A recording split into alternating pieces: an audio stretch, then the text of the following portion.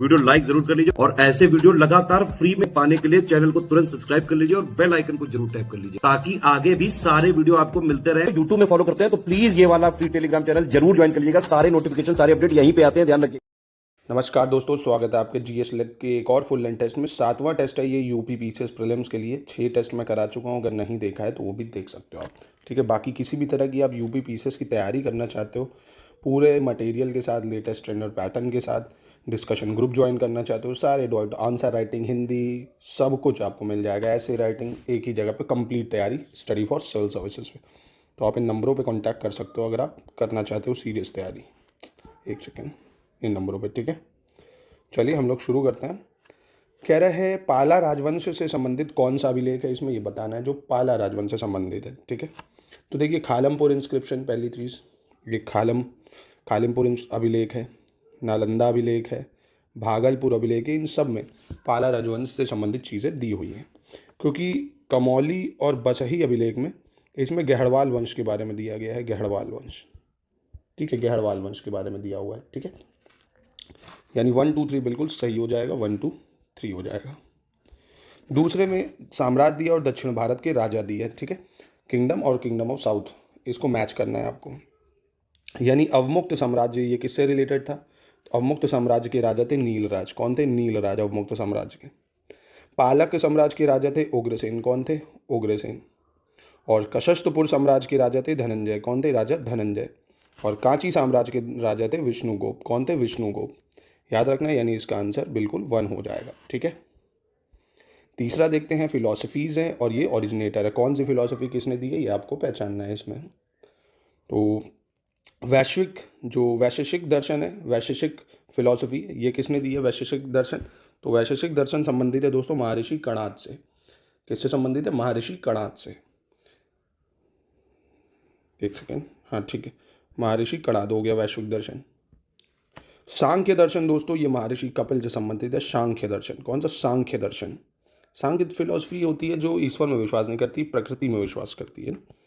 मीमांसा दर्शन की बात करी जाए तो मीमांसा दर्शन जो है ये महर्षि जैमिनी से संबंधित है, और वहीं वेदांत दर्शन महर्षि व्यास से। ठीक है, एक बार फिर से बता देता हूँ, विशेष जो वैशेषिक दर्शन है महर्षि कणाद से है, सांख्य फिलॉसफी महर्षि जो है आपके कपिल से है, मीमांसा फिलॉसफी ये महर्षि जैमिनी से है, और वेदांता फिलॉसफी ये महर्षि व्यास से। ठीक है, यानी इसका उत्तर डी हो जाएगा।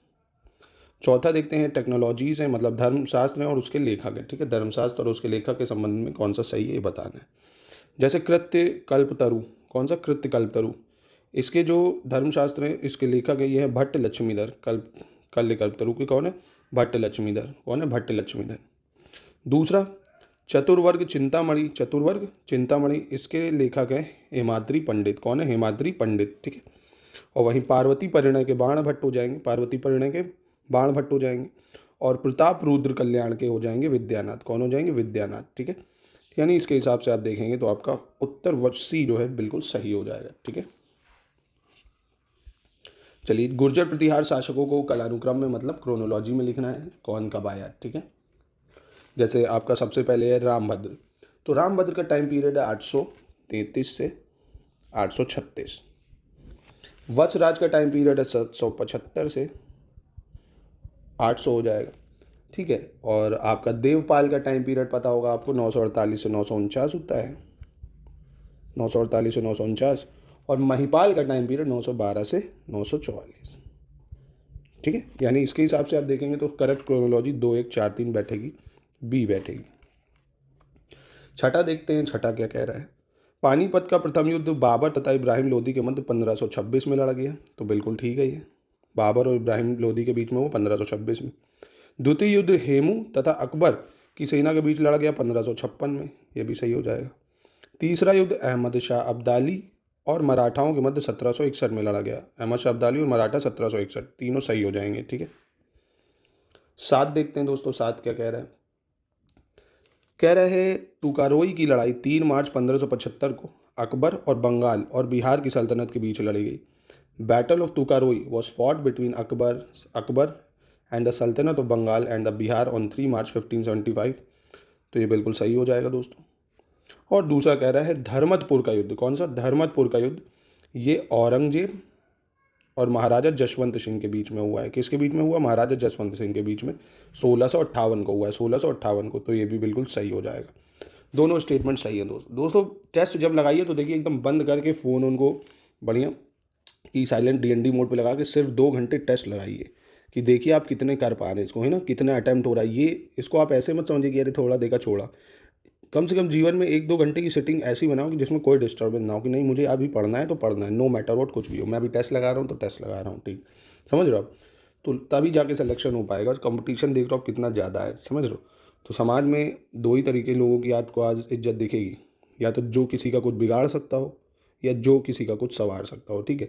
अब हम लोग को इनके बीच में थोड़ी रहना है, या तो कुछ, समझ रहे हो। तो ऐसा होना है, बीच में नहीं फंसना एकदम। तो चलिए 8 देखते हैं फिर। निम्नलिखित को कालानुक्रम में व्यवस्थित करना है कि क्रोनोलॉजी में सेट करना है इसको। भारत में तंबाकू पुर्तगालियों द्वारा लाई गई। कब लाई गई भारत में तंबाकू पुर्तगालियों द्वारा? तो पता होगा आपको 1605 में आई, ठीक है। तंबाकू की खेती 1605 में आई थी। औरंगजेब का दिल्ली में प्रथम राज्याभिषेक कब हुआ था? तो ये हुआ था 1658 को। ये इंपॉर्टेंट डेट्स हैं, आपको याद करनी पड़ेंगी। बाबर फरगना की गद्दी पर कब बैठा था? तो ये बैठा था 1495 में, 1495 में। चुनार किले पर हुमायूं का प्रथम आक्रमण कब हुआ था? तो ये हुआ था 1532 में, 1532, ठीक है। तो तम्बाकू आई, फिर से बताता हूँ, 1605 में। औरंगजेब का फर्स्ट कॉर्नेशन दिल्ली में हुआ 1658 में। बाबर फारगना की गद्दी पे बैठा 1495 में। और हुमायूं ने पहली बार चुनार फोर्ट पर आक्रमण करा 1532 में, ठीक है। तो इसके हिसाब से आप क्रोनोलॉजी में लाइए, 3, 4, 1, 2 बिल्कुल सही हो जाएगी। 9 देखते हैं। Which of the following dynasty has had the longest reign? किसका सबसे ज़्यादा वंश तक शासन रहा है? तो दोस्तों पता होगा आपको, देखिए स्लेव डायनेस्टी 1206 से 1290 तक रही है। 1206 से 1290, फिर खिलजी आ जाते हैं आपके 1290 से 1320, ये तो सबसे कम रहेंगे 30 साल से। फिर आपको अगर पता हो 1320 से 1414 कौन आता है? स्लेव, खिलजी, तुगलक। तुगलक आ जाएंगे फिर 1320 से 1414, स्लेव, खिलजी, तुगलक, सैयद, फिर लोधी आते हैं आपके, है ना। तो लोधी डायनेस्टी का टाइम पीरियड क्या होगा? लोधी का टाइम पीरियड हो जाएगा 1451 से 1526 हो जाएगा। तो देखिए सबसे ज़्यादा समय तक करते हैं कौन? तुगलक वंश, ठीक है, तुगलक वंश हो जाएगा। Which of the following department was created by Firoz Shah Tughlaq? इनमें से किसने? फिरोज शाह तुगलक ने बनवाया था दोस्तों।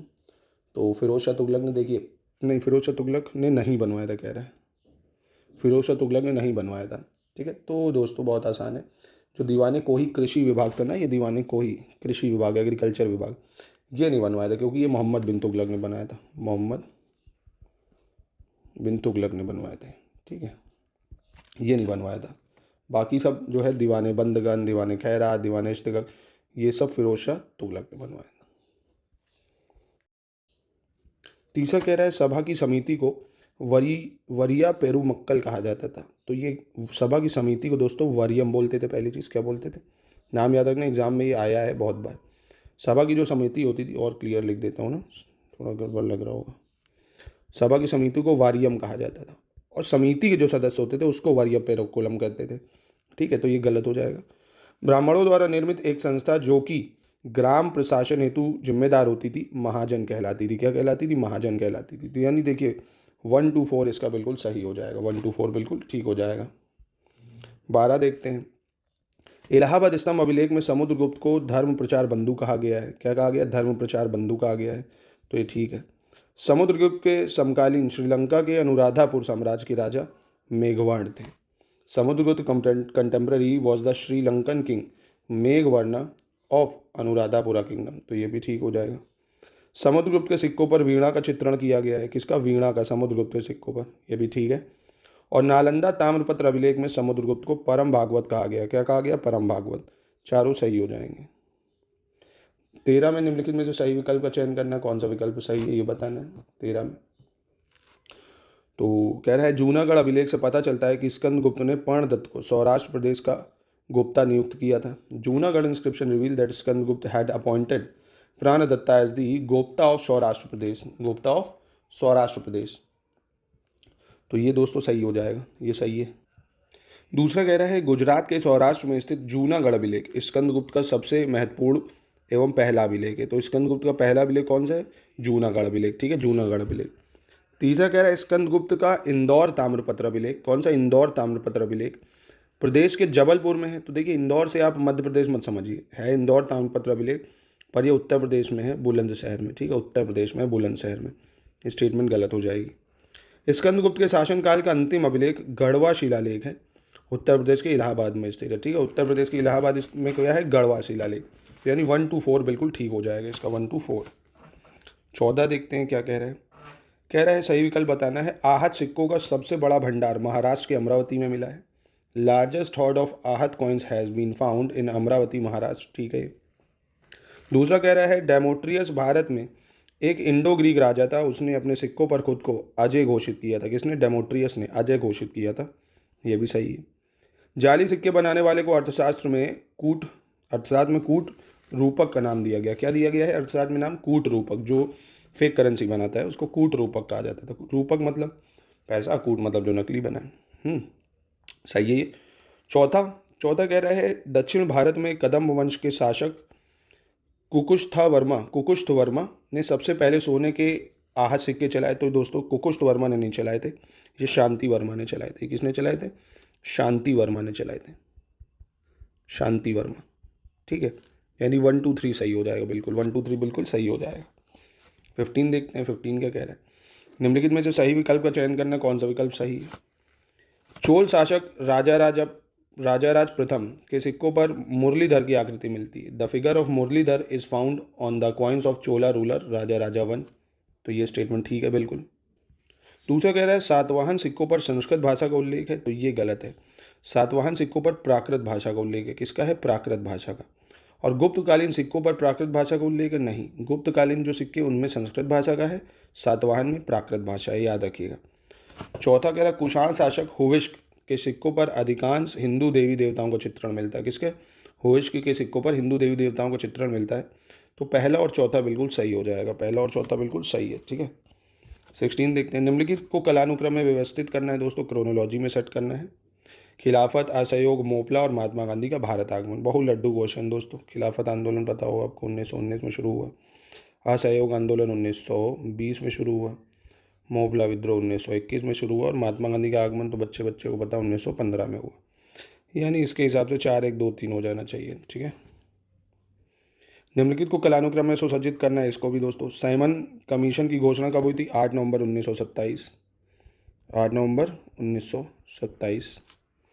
भगत सिंह और बटुकेश्वर दत्त का विधानसभा पर बम फेंकना, ये कब हुआ था? 1929। कब हुआ? 1929 को हुआ।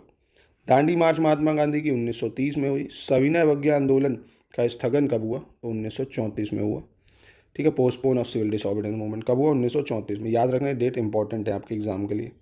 डी हो जाएगा, देखिए बिल्कुल 1 2 3 4 सही है। 1921 से 26 तक की समयावधि निम्नलिखित में से किस वायसराय की? बहुत ही फेमस और बहुत ही आसान। कौन है? Lord reading. किसकी है? लॉर्ड रीडिंग की है, ठीक है, लॉर्ड रीडिंग, याद रखिएगा। लॉर्ड चेम्सफोर्ड की फिर कब है? ये भी याद कर लो, पूछ सकता है। 16 से 21, ये तो आपको याद करनी पड़ेगी, मैंने इसके लिए सब सेपरेट एक लेक्चर में बताया आपको।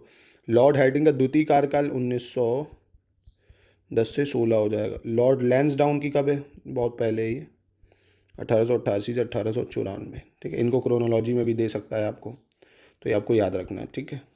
चलिए, सही विकल्प का चयन करना है, कौन सी मैचिंग सही कर रही है। चंपारण सत्याग्रह 1917 में हुआ है, ठीक है। रॉलेट सत्याग्रह 1919 में हुआ है, ठीक है। बरदौली किसान आंदोलन 1928, जो कि कौन देख रहा था आपको पता होगा, सरदार की उपाधि भी मिली थी सरदार भाई पटेल को यहीं से। और 1942 भारत छोड़ो आंदोलन की शुरुआत, ठीक है। सारी सही हैं दोस्तों, इसमें तो इसमें सारे सही हो जाएंगे। 20 देखते हैं, 20 क्या कह रहा है। चीनी यात्री फाइयान ने पूर्व मध्यकाल के संबंध में विवरण दिया था। Chinese traveller Fa-Hien had given detail regarding early medieval. ये चीज़ सही है क्या? तो दोस्तों ये गलत हो जाएगा, क्योंकि गुप्त काल के संबंध में आपको पता होगा जिसने बताया। फाइयान ने किसके बारे में बताया? गुप्त काल के बारे में बताया, ठीक है। दूसरा, चीनी यात्री इत्सिंग ने गुप्त काल के बारे में बताया? नहीं, तो चीनी यात्री इत्सिंग ने बताया पूर्व मध्यकाल के बारे में, फाइयान ने बताया है गुप्त काल के बारे में, ठीक है। अदला बदली कर लीजिए, अदला बदली मतलब फाइयान को जोड़ दीजिए गुप्त पीरियड से और इत्सिंग को जोड़ दीजिए अर्ली मिडिवल पीरियड से, ठीक है। चलिए, यानी पहला दूसरा तो गलत हो गया। हियान शांग ने पुष्यभूति काल के संबंध में विवरण दिया है, हियान शांग ने, ये ठीक है। और तारानाथ ने शुंग काल के संबंध में विवरण दिया। तारानाथ ने किसके? शुंग काल के संबंध में विवरण दिया, तो ये भी सही है। इन 3 और 4 बिल्कुल सही हो जाएगा। 21 को दोस्तों कालानुक्रम में सुसज्जित करना है। असम बंगाल रेलवे हड़ताल कब हुई है? तो ये हुई है 1921 में हुई है। महान भारतीय प्रायद्वीपीय रेलवे हड़ताल कब हुई है? ये हुई है 1930 में। अहमदाबाद कपड़ा हड़ताल, अहमदाबाद मिल स्ट्राइक अगर पता हो तो 1918 में हुई है। ठीक है। और गोलमुरी है टिन प्लेट हड़ताल, ये दोस्तों बहुत बाद में होगी, 1929 में होगी। ठीक है। अब मिला लीजिए, इसके हिसाब से 3142 बैठ जाएगा करेक्ट। 22 देख लेते हैं। उत्तर पश्चिमी प्रांत राजस्व अधिनियम 1881, मतलब इसमें आपको सही पहचानना कौन सा सही है। जो north west provincial revenue act, ये कब आया था? 1881 में आया था north west provincial revenue act. तो ये क्या सही है कह रहा है? तो बिल्कुल सही है ये। अवध लगान संशोधन अधिनियम या अवध रेंट अमेंडमेंट एक्ट 1921, ये भी सही हो जाएगा। दक्कन कृषक राहत अधिनियम 1879, ये भी सही है। उत्तर पश्चिमी प्रांत भूमि हस्तांतरण अधिनियम 1876, नहीं, ये 1873 में आएगा। कब आएगा? 1873 में, यानी 1 2 3 सही है इसका। 23 देखते हैं। वर्ष 1915 में जर्मन विदेश मंत्रालय के सहयोग से जिमेरीमैन योजना के तहत Berlin committee for Indian independence के निर्माण में निम्नलिखित में से कौन शामिल थे? Berlin committee for Indian independence, Berlin committee for Indian independence, ठीक है। कौन कौन था शामिल है इसमें बताइए? वीरेंद्र चट्टोपाध्याय, भूपेंद्र नाथ दत्त, लाला हरदयाल। ठीक है, वीरेंद्र चट्टोपाध्याय, भूपेंद्र नाथ दत्त, लाला हरदयाल, ये तीनों हो जाएंगे। ठीक है। और ये बनी कब थी? 1915, याद रखिएगा। चलिए भैया, हाँ ये चीज़ समझ गए ना, तीनों ही हो जाएंगे फिर तो। 24 पे आ जाते हैं। 24 क्या कह रहे हैं? सही बताना है इनमें से कौन सा सही है। भारतीय राष्ट्रीय कांग्रेस का फैजपुर अधिवेशन 1936 में महाराष्ट्र में आयोजित हुआ था दोस्तों। फैजपुर बिल्कुल ठीक है ये। भारतीय राष्ट्रीय कांग्रेस का फैजपुर अधिवेशन किसी गांव में आयोजित होने वाला पहला अधिवेशन था, ये इंपॉर्टेंट है, याद रखना, ये भी सही है। पहला गांव में जो हुआ वो फैजपुर था 1936 में। अब इसकी अध्यक्षता कौन कर रहा था? राज बिहारी बोस, गलत है, नेहरू जी कर रहे थे, पंडित नेहरू। ठीक है, पंडित नेहरू कर रहे थे फैजपुर सेशन की अध्यक्षता, यानी 1 2 सही हो जाएगा। ठीक है। 25 पे आ जाते हैं। निम्नलिखित में से कौन पाइका विद्रोह के महत्वपूर्ण नेता थे जो 1817 में ओडिशा राज्य में हुआ था? पाइका विद्रोह। तो पाइका विद्रोह 1817 में जो हुआ, उसके लीडर कौन कौन थे? उसके लीडर थे आपके बख्शी जगबंधु विद्याधर और मुकुंद देव। बख्शी जगबंधु विद्याधर और मुकुंद देव, ये नाम याद रखने हैं आपको 2। ठीक है, यानी इसका डी सही हो जाएगा। सही विकल्प का चयन करना है। 26 में कौन सा विकल्प सही है? कैस्पियन सागर झील की सीमा 5 देशों कजाकिस्तान, तुर्कमेनिस्तान, ईरान, अजरबैजान, रूस से लगती है। तो मैंने आपको एक ट्रिक बताई थी, अगर आपने मेरी मैप की सीरीज़ कंटिन्यू फॉलो करी होगी, तारीख पे तारीख देते रहते हो। मतलब क्या क्या बताया था मैंने आपको? तुर्कमेनिस्तान, अजरबैजान, रशिया, ईरान और कजाकिस्तान। तो देखो मिल रहा है, बिल्कुल मिल रहा है। कैस्पियन सागर झील सतह क्षेत्र की दृष्टि से विश्व की सबसे बड़ी अंतर्दर्शी झील है, ये भी ठीक है। और कैस्पियन सागर झील के समुद्री पर्यावरण की सुरक्षा के लिए कैस्पियन लिटोरल स्टेट्स ने 2003 में तेहरान फ्रेमवर्क कन्वेंशन हस्ताक्षर किए थे। किस पे? तेहरान फ्रेमवर्क कन्वेंशन पे, ये भी सही हो जाएगा। ठीक है, तीनों स्टेटमेंट इसकी सही है दोस्तों। चलिए बहुत बढ़िया। 27 पे आते हैं। निम्नलिखित में से कौन सी नदियाँ डेल्टा नहीं बनाती है? ठीक है, गोदावरी, कृष्णा, नर्मदा, कावेरी। बहुत आसान है, आराम से बता सकते हो। बिल्कुल, ये वेस्ट फ्लोइंग रिवर है नर्मदा, ये डेल्टा नहीं बनाएगी। ठीक है, क्योंकि इसका कोर्स भी छोटा है और इरोजन नहीं कर पाती है, ये रिफ्ट वैली के बीच में बहती है, काफ़ी कारण है। ठीक है, नर्मदा। 28 देखते हैं। काला सागर अटलांटिक महासागर का एक सीमांत सागर है। Black sea is a marginal sea of Atlantic Ocean. तो बिल्कुल दोस्तों देखा होगा काला सागर जो टर्की के ऊपर पड़ेगा, बुल्गारिया, रशिया, रोमेनिया, इन सब से बॉर्डर शेयर करता है। काला सागर पूर्वी यूरोप और पश्चिम एशिया के बीच है। Black sea located between eastern Europe and western Asia, ये भी बिल्कुल सही स्टेटमेंट। काला सागर की सीमा 6 देशों से लगती है दोस्तों। कितने देशों से कह रहा लगती है? 6 देशों से लगती है। तो बिल्कुल काला सागर की सीमा 6 देशों से लग जाएगी, ये भी सही है। कौन कौन सी आपको पता होगा ये? तो कौन से 6 देश हैं? पहले एक है टर्की, आपको अगर बताओ ये ब्लैक सी है जैसे, तो ये आपका टर्की है। मैप देख लीजिएगा एक बार। ठीक है, इधर जॉर्जिया है, ऐसे बना लिया करो। ये रशिया है। ठीक है, मेंशन कर देता हूँ। इधर आपको यूक्रेन मिल जाएगा। यूक्रेन कितने हो गए? 1 2 3 4 और है एक, और एक हाँ रोमेनिया हो जाना चाहिए, रोमेनिया। और ये हो गया बुल्गारिया, ठीक है, बुल्गारिया। ये 6 देश हैं दोस्तों, Turkey, Georgia, Russia, Ukraine, Romania, Bulgaria, ठीक है। भारत के पूर्वी घाट और पश्चिमी घाट तमिलनाडु राज्य में नीलगिरी पहाड़ियों पर मिलते हैं। मतलब ये जो वेस्टर्न घाट है और ईस्टर्न घाट, ये कहाँ मिलते हैं? नीलगिरी पहाड़ियों पर, ठीक है। दूसरा कह रहे हैं हिंडन नदी मध्य प्रदेश में शंखभरी देवी पर्वत श्रृंखला से निकलती है। तो ये मध्य प्रदेश में नहीं है दोस्तों, उत्तर प्रदेश में, ठीक है, उत्तर प्रदेश से निकलती है, क्योंकि हिंडन आपको पता होगा यमुना की ट्रिब्यूटरी है, सहायक नदी है। अक्सर खबरों में सुनने को मिलने वाली 9 डैश लाइन, ये कहाँ मिलती है? दक्षिण चीन सागर या साउथ चाइना सी में, ये ठीक है, यानी पहला और तीसरा सही हो जाएगा। 30 कह रहा है सही विकल्प का चयन करना है, कौन सा सही है? अरब सागर में गिरने वाली सबसे बड़ी नदी सिंधु नदी है, ठीक है। और जोजिला दर्रा केंद्र शासित प्रदेश लद्दाख के कारगिल जिले में है, कहाँ पे? कारगिल जिले में, ये भी बिल्कुल ठीक हो जाएगा। डोकलाम विवाद भारत, चीन और म्यांमार का है, म्यांमार नहीं है दोस्तों, भारत, चीन और भूटान का विवाद था डोकलाम, यानी सिर्फ पहला और दूसरा सही है, ठीक है। चलिए देखते हैं 31 कह रहा है west bank is the landlocked region between located in middle east. अब जैसे वेस्ट बैंक का पता हो इसराइल में, इधर वेस्ट बैंक है और इधर गाज़ा पट्टी है, ठीक है। तो ठीक है, ये इधर भैया ये लैंडलॉक है, क्योंकि इधर जॉर्डन आ जाता है। West bank is bordered by Israel to the west and north. तो हाँ, नॉर्थ में और वेस्ट में इसके क्या है? इसराइली तो है, बिल्कुल सही है। West bank is bordered by Israel in the east. अब ईस्ट में इसराइल, थोड़ी ईस्ट में जॉर्डन है, तो ये गलत है। The west bank share short border with dead sea to the south west. ये वाली स्टेटमेंट सही हो जाएगा, डेड सी इधर ही पड़ेगा, जॉर्डन के पास भी, ठीक है। यानी 1 2 4 सही है इसका स्टेटमेंट। 32 देखते हैं निम्नलिखित में से सही विकल्प का चयन करना है, कौन सा विकल्प सही है ये बताना है। पगौती फूलार ताल उत्तर प्रदेश राज्य के पीलीभीत जिले में है, कौन सी? Pagauti Phulhar Tal is located in Pilibhit district Uttar Pradesh, ठीक है, ये सही हो जाएगा। मध्य प्रदेश राज्य में स्थित भोपाल नामक शहर दिल्ली के निकटतम देशांतर पर है, कौन सा कह रहा है? भोपाल, ये सही है। तो ये गलत हो जाएगा दोस्तों, क्योंकि लॉन्जिट्यूड की अगर बात करें तो ये दिल्ली से लॉन्जिट्यूड मैच खाता है बेंगलुरु का, एकदम सबसे करीब बेंगलुरु का। लॉन्जिट्यूड की बात करें जो ऐसे जाता है, लैटिट्यूड ऐसे जाता है, तो ये हो गया गलत आपका। तीसरा कह रहा है थमीरा बारानी नदी तमिलनाडु राज्य की एकमात्र बारहमासी नदी है, थमीरा बारानी नदी, तो ये तमिलनाडु की है, ये आपको याद रखना सही है। 1 और 3 बिल्कुल सही हो जाएगा। 33 निम्नलिखित में से सही विकल्प का चयन करना, कौन सा सही है विकल्प? शंघाई सहयोग संगठन की स्थापना 15 जून 2001 को हुई थी, कब हुई थी? 15 जून 2001 को, शंघाई कॉरपोरेशन ऑर्गेनाइजेशन की स्टैब्लिशमेंट।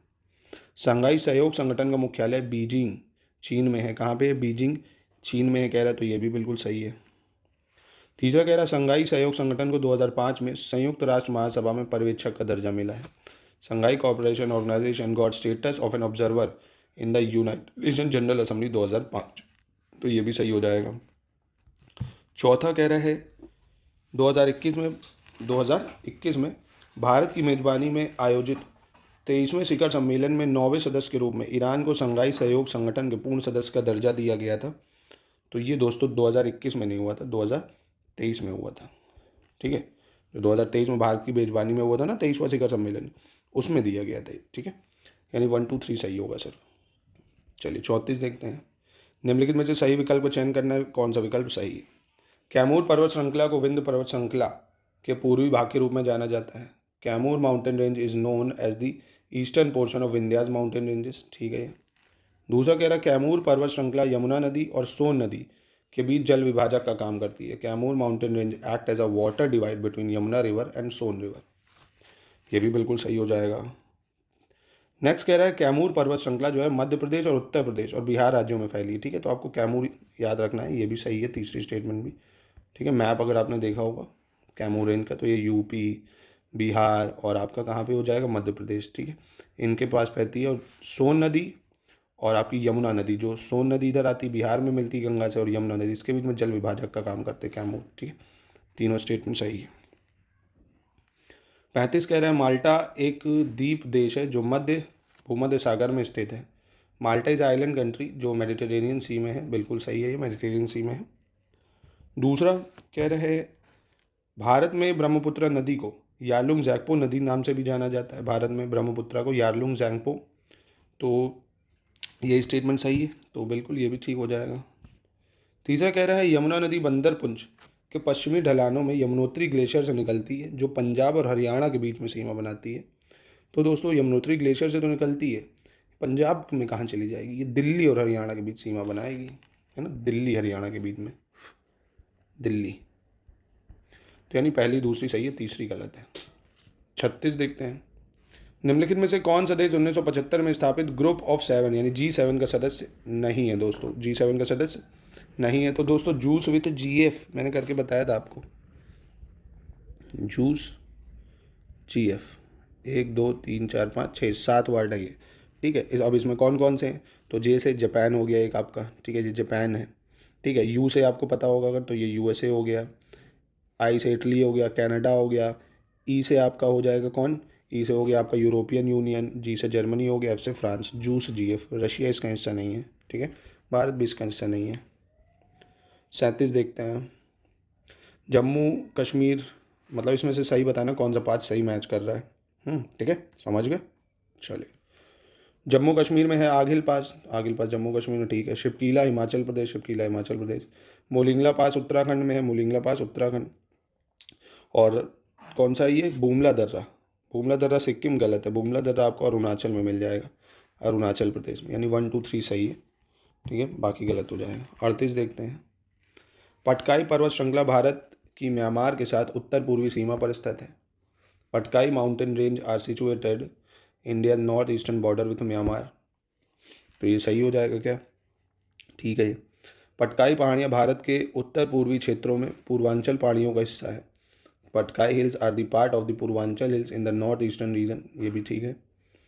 तीसरा कह रहा है पटकाई पहाड़ियाँ, पटकाई हिल्स को पहले लूसाई हिल्स के नाम से जाना जाता था। दोस्तों कह रहे हैं, क्या ये सही है? तो ये वाली दोस्तों गलत हो जाएगी, क्योंकि जो लूसाई हिल्स है वो मीज़ो हिल्स को बोलते हैं ना, जो मिज़ोरम में मीज़ो हिल्स है उसको बोलते थे लूसाई हिल्स, इसको नहीं। 1 2 सही है सर। 39 देखते हैं। सही विकल्प का चयन करना है, कौन सा सही है? Equator does not pass through a Java major island situated in Indonesia. तो ये तो आपको इक्वेटर, देखिए एक चीज़ है जो यूनिवर्सल आपको करना है, equator, tropic of cancer, Capricorn, ये कितने देश से पास होती है और भारत में कहाँ से जाती है? अगर सिर्फ कैंसर ही जाती तो भारत के राज्य, और इक्वेटर, कैंसर, कैप्रिकॉर्न, ये सारे देश आपको याद करने पड़ेंगे। तीसरा कह रहा है फार्मोसा स्ट्रेट कनेक्ट करता है साउथ चाइना सी को ईस्ट चाइना सी से। ये भी सही हो जाएगा, दोनों स्टेटमेंट बिल्कुल उसकी सही है। 40 देख लेते हैं। 40 क्या कह रहा है? कह रहा है सही बताना कौन सा। केरल की सबसे बड़ी जल विद्युत परियोजना को इदुक्की जल विद्युत परियोजना के नाम से जाना जाता है, जो कि इदुक्की जिले में है, ठीक है। Idukki hydro electric project Idukki में है, ठीक है। इदुक्की जल विद्युत परियोजना केरल राज्य में परियर नदी पर है। किस पे? परियर नदी पे, ये भी सही है। और इदुक्की बांध भारत का पहला आर्क बांध है। कैसा बांध है? आर्क डैम है, फर्स्ट आर्क डैम है। बिल्कुल, ये तीनों स्टेटमेंट सही हो जाएंगी, ठीक है। 41 देखते हैं। निम्नलिखित में से कौन सा देश 25 मई 1981 को रियाद सऊदी अरब में स्थापित खाड़ी सहयोग परिषद का सदस्य नहीं है? गल्फ कॉपरेशन ऑफ काउंसिल का सदस्य नहीं है दोस्तों। बहरीन, कुवैत, ओमान, ये तीनों ही हैं दोस्तों, तो इनमें से तो कोई नहीं हो जाएगा। चलिए 42 पे आ जाते हैं। भारत सरकार ने म्यांमार में तमू कलेवा कलेमियों के बीच 160 किलोमीटर लंबी भारत म्यांमार मैत्री सड़क का निर्माण किया, जो म्यांमार को निम्नलिखित में से किस उत्तर पूर्व राज्य में मोरहे से जोड़ती है? दोस्तों मतलब म्यांमार टू मोरहे कनेक्ट करती है, तो ये करती है मणिपुर से। किससे? मणिपुर से कनेक्ट करेगी, ठीक है। 43 देखते हैं। निम्नलिखित में से सही विकल्प का चयन करना, कौन सा सही है? सियाचिन ग्लेशियर पर विवाद भारत और पाकिस्तान के बीच में है, ठीक है। इसमें सही का चयन करना है, कौन सा सही है? The dispute over Siachen glacier is between India and Pakistan. तो बिल्कुल, क्योंकि सियाचिन ग्लेशियर देखो पाकिस्तान ने कब्जाया, पर वो गिफ्ट कर दिया चाइना को, तो हमें चाइना मतलब नहीं, ये पाकिस्तान से चल रहा है। दूसरा कह रहा है मुल्ला परियर बांध विवाद भारतीय राज्यों तमिलनाडु, कर्नाटक, केरल के बीच बांध के स्वामित्व, सुरक्षा और प्रबंधन को लेकर लंबे समय से चल रहा है। तो ये दोस्तों कर्नाटक नहीं है, सिर्फ तमिलनाडु और केरल है। तमिलनाडु केरल के बीच में विवाद है। और ये कहाँ पे बना हुआ है दोस्तों? तो ये है तो केरल में परियर नदी पे है। कहाँ पे? परियर नदी पे बना हुआ है, ये भी याद रखो। यानी अभी तो पहला सही है, सिर्फ कौन सा सही है? पहला, ठीक है। चलिए देखते हैं 44। कह रहा है अम्बोली जो विश्व में पारिस्थितिकी हॉटस्पॉट में से एक है, मेघालय में इस राज्य में स्थित है, ठीक है। और बताना क्या है इनमें से गलत का, इनमें से गलत। तो यही गलत है दोस्तों, क्योंकि अम्बोली जो है ये इकोलॉजिकल हॉटस्पॉट ये महाराष्ट्र में है। कहाँ है? महाराष्ट्र में, ठीक है। दूसरा दूसरा कह रहा है मणिपुर में लोकटक झील के पानी पर तैरता हुआ केबुल लामजाओ राष्ट्रीय उद्यान विश्व का एकमात्र तैरता हुआ वन्यजीव अभ्यारण्य, ये ठीक है। दूसरा, पहला गलत है बस, ठीक है। चलिए देखते हैं 45। कह रहा बकखाली बीच पश्चिम बंगाल राज्य में एक डेल्टा द्वीप पर स्थित है। कौन? बकखाली बीच। तो ये बिल्कुल सही हो जाएगा, बिल्कुल ठीक है। दूसरा कह रहा अफगानिस्तान में स्थित पोटवार पठार सिंधु नदी और गंगा नदी के बीच जल विभाजक है। तो ये अफगानिस्तान में नहीं है, पाकिस्तान में है पोटवार प्लेट्यू, जो सिंधु और गंगा के बीच में वाटर डिवाइड का काम करता है। तीसरा कह रहा भारत का कोंकण तट कृष्णा डेल्टा और केप कॉमरिन के बीच में स्थित है। तो देखिए कृष्णा डेल्टा और केप कॉमरिन के बीच में आपको क्या मिल जाएगा? कोरोमंडल तट मिल जाएगा। कोरोमंडल कोस्ट सुना होगा आपने, कोरोमंडल तट है कृष्णा डेल्टा और केप कॉमरिन के बीच में। कृष्णा डेल्टा, तो कृष्णा डेल्टा तो आपको इधर मिल जाएगा, और केप कॉमरिन इसके बीच में क्या है? आपकी कोरोमंडल कोस्ट है, ठीक है, कोरोमंडल कोस्ट, यानी पहला सही है सर। 46 पॉलिटी से रिलेटेड सवाल है, पॉलिटी की मैचिंग है। भारतीय संविधान का भाग 1 संघ और उसके राज्य क्षेत्र से संबंधित है, बिल्कुल ठीक है। भाग 2 में मौलिक अधिकार दिए हुए हैं, क्या? गलत है, सिटीजनशिप दिया हुआ है। भाग 3 में मौलिक अधिकार है। भाग 4 में क्या दिया हुआ है? डीपीएसपी। 2, 3, 4 गलत है, सिर्फ एक सही होना चाहिए। ये इंपॉर्टेंट अमेंडमेंट है दोस्तों, पहचानिए इसको, मज़ा आ जाएगी। 9th शेड्यूल कब ऐड हुआ है? तो 9th शेड्यूल अगर आपको पता हो तो ऐड हुआ था फर्स्ट कॉन्स्टिट्यूशन अमेंडमेंट है 1951 से, पहली बात।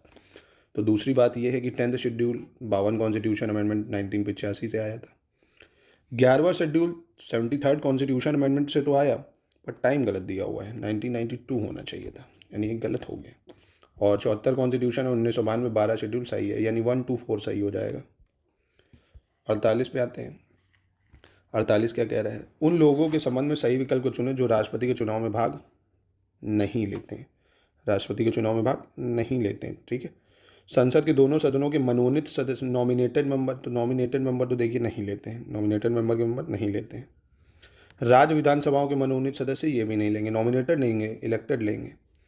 राज्य विधान परिषदों के मनोनीत सदस्य दोस्तों, तो इनका तो कोई काम ही नहीं है, ये तो देता ही नहीं है, मतलब है ना, इनका तो कोई मतलब ही नहीं, क्योंकि हर राज्य में है ही नहीं। इसके तो इलेक्टेड मेंबर भी नहीं देंगे, इसके तो इलेक्टेड मेंबर भी नहीं देते हैं, क्योंकि ये हर राज्य में नहीं है ना, तो इसलिए ये नहीं माना जाएगा। दिल्ली और पुडुचेरी की विधानसभाओं के निर्वाचित सदस्य तो देते हैं, यानी 1 और 2 सिर्फ इसमें जो है ये राष्ट्रपति के चुनाव में भाग नहीं लेते। अब आपके मन में आएगा ना राज्य विधान परिषदों के मनोनीत सदस्य, तीसरा भी सर ले लूँ मैं, पर तीसरा नहीं होगा इसमें, कारण समझिए, क्योंकि मनोनीत नहीं, उसके इलेक्टेड भी नहीं लेते हैं ना, इसलिए। 49 पे आइए, सही विकल्प बताना है, कौन सा विकल्प सही है, ठीक है। राष्ट्रीय प्रतीक जो वाराणसी जिले के सारनाथ में अशोक स्तंभ से लिया गया है, 26 जनवरी 1950 को भारत सरकार द्वारा अपनाया गया था, ठीक है। तीसरा कह रहा है सरदार स्वर्ण सिंह समिति की सिफारिश के आधार पर 42 कॉन्स्टिट्यूशन अमेंडमेंट एक्ट द्वारा मौलिक कर्तव्य जोड़े गए हैं। किसको जोड़ा गया है? मौलिक कर्तव्य, ये भी ठीक हो जाएगा। तीसरा कह रहा भारतीय संविधान के अनुच्छेद 58 के अनुसार संघ की कार्यपालिका शक्ति राष्ट्रपति में निहित है, तो ये गलत है, 53 में दिया हुआ है, ठीक है। जो एग्जीक्यूटिव पावर है यूनियन की वो प्रेसिडेंट में है, आर्टिकल 53 इंपॉर्टेंट है, यानी 1 और 2 सही है सर। निम्नलिखित में से सही विकल्प का चयन करना है, कौन सा विकल्प सही है? बेनेगल नरसिंह राव को संविधान सभा के संविधान सलाहकार के रूप में नियुक्त किया गया था। Benegal Narasimha Rao was appointed as a constitutional adviser to the constitution assembly, ठीक है ये। और संविधान सभा की पहली बैठक 9 दिसंबर 1946 को हुई है, ये भी ठीक है। लोक लेखा समिति का मुख्य कार्य नियंत्रक एवं महालेखा परीक्षक की ऑडिट रिपोर्ट की जांच करना है और अपनी रिपोर्ट संसद को प्रस्तुत करना है, ये भी सही हो जाएगा, ठीक है। कैग पब्लिक अकाउंट कमेटी की बात कर रहा हूँ, कैग की रिपोर्ट को ऑडिट करता है और पार्लियामेंट को देता है, तीनों स्टेटमेंट बिल्कुल सही है। 51 देखते हैं, 51 क्या कह रहा है? सही विकल्प को बताना है, कौन सा सही है? 1 जनवरी 2015 को नीति आयोग की स्थापना योजना आयोग के उत्तराधिकारी के रूप में हुई, बिल्कुल सही जवाब है। दूसरा, नीति आयोग एक वैधानिक निकाय है, यानी एक स्टैट्यूटरी बॉडी, ये गलत है, ना ही कॉन्स्टिट्यूशनल बॉडी है, ना ही ये स्टैट्यूटरी बॉडी है नीति आयोग, ठीक है। दूसरा, नीति आयोग का अध्यक्ष भारत का प्रधानमंत्री होता है, ये तो बिल्कुल सही बात है, ठीक है। नेक्स्ट, नीति आयोग का उपाध्यक्ष की नियुक्ति प्रधानमंत्री द्वारा की जाती है और उनका पद कैबिनेट मंत्री के बराबर होता है, ये भी सही हो जाएगा, यानी 1 और 2 बिल्कुल सही है। 1 और 2 की 1, 2, 4 कहाँ पे है भैया? एक सेकेंड रुक जाइए, 1, 3, 4 सही, ठीक है, 1, 3, 4 सही है। चलिए, राज्य के महाधिवक्ता के संदर्भ में, यानी एडवोकेट जनरल के संदर्भ में क्वेश्चन है, करते हैं इसको। भारत का संविधान का अनुच्छेद 165 के अंतर्गत राज्य के महाधिवक्ता का प्रावधान दिया गया, अनुच्छेद 165 में, ठीक है। दूसरा, वह राज्य का सर्वोच्च कानून अधिकारी होता है, स्टेट का सबसे हाईएस्ट लॉ ऑफिसर होता है। ठीक है।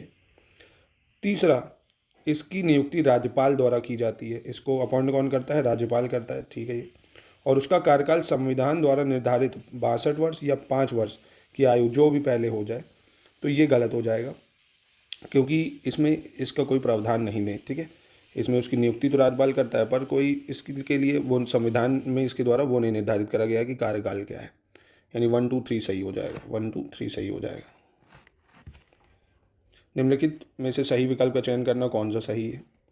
लाल बहादुर शास्त्री पुरस्कार प्रशासन एवं प्रबंधन के क्षेत्र में दिया जाता है। ठीक है ये।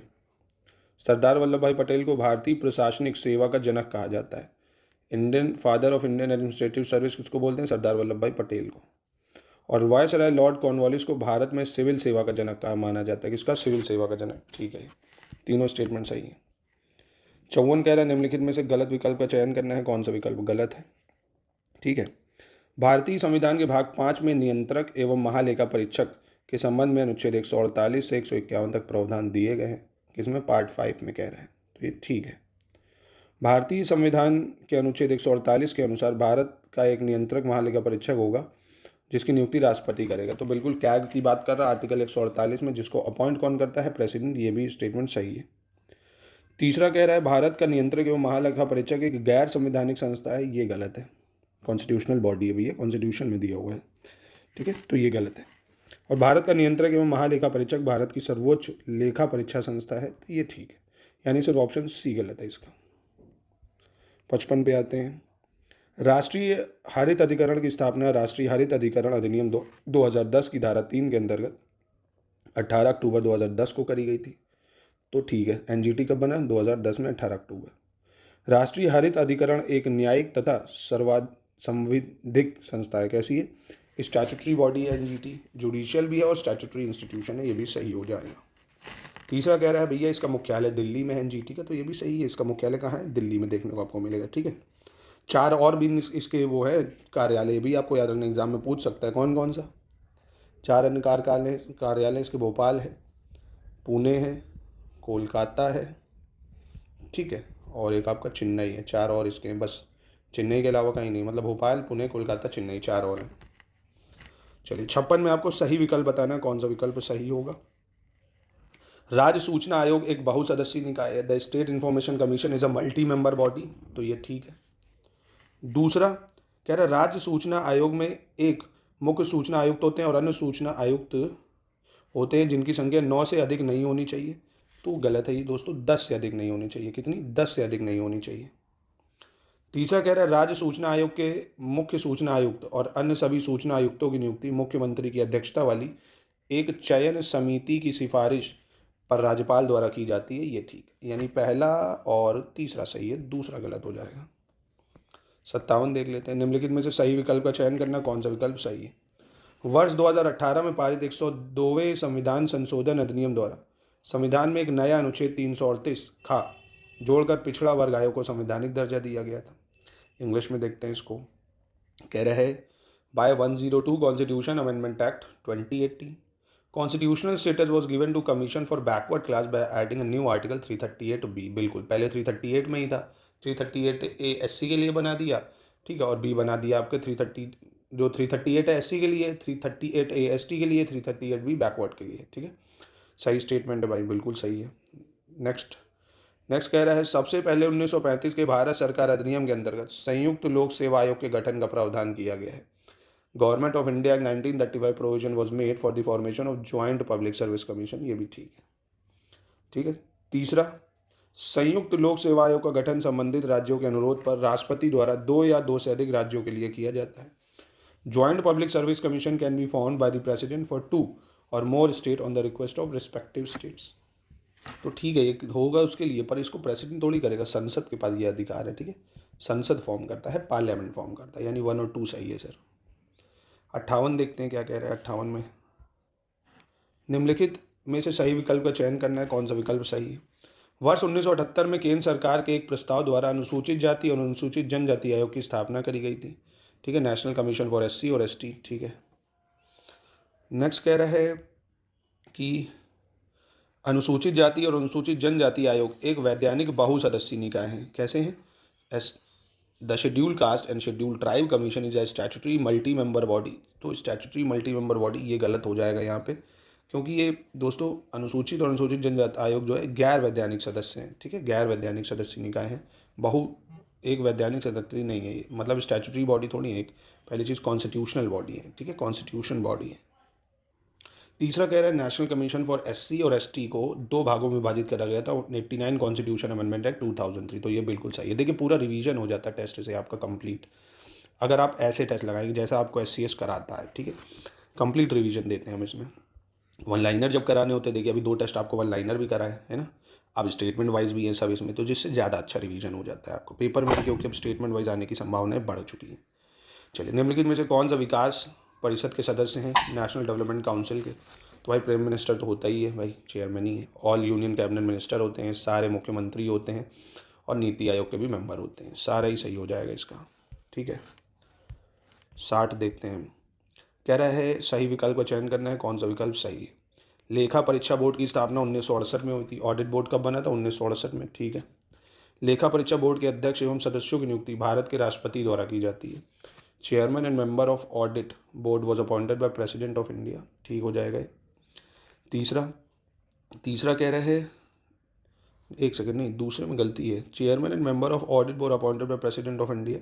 तो चेयरमैन मेंबर जो होता है ये प्रेसिडेंट नहीं, इसको कैग अपॉइंट करता है दोस्तों। एक सेकंड माफ़ कीजिएगा, इसको कौन अपॉइंट करता है? कैग करता है।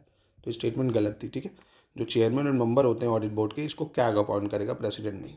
ठीक है, तो ये गलत था। लेखा परीक्षा बोर्ड में एक अध्यक्ष समेत 3 सदस्य होते हैं। कितने सदस्य होते हैं? एक अध्यक्ष होता है और 3 और सदस्य, यानी 4 हो गए। लेखा परीक्षा बोर्ड की स्थापना भारतीय प्रशासनिक सुधार आयोग की सिफारिशों पर करा गया था। भारतीय प्रशासनिक सुधार आयोग की सिफारिशों पर। ठीक है, यानी आपका 134 बिल्कुल ठीक हो जाएगा।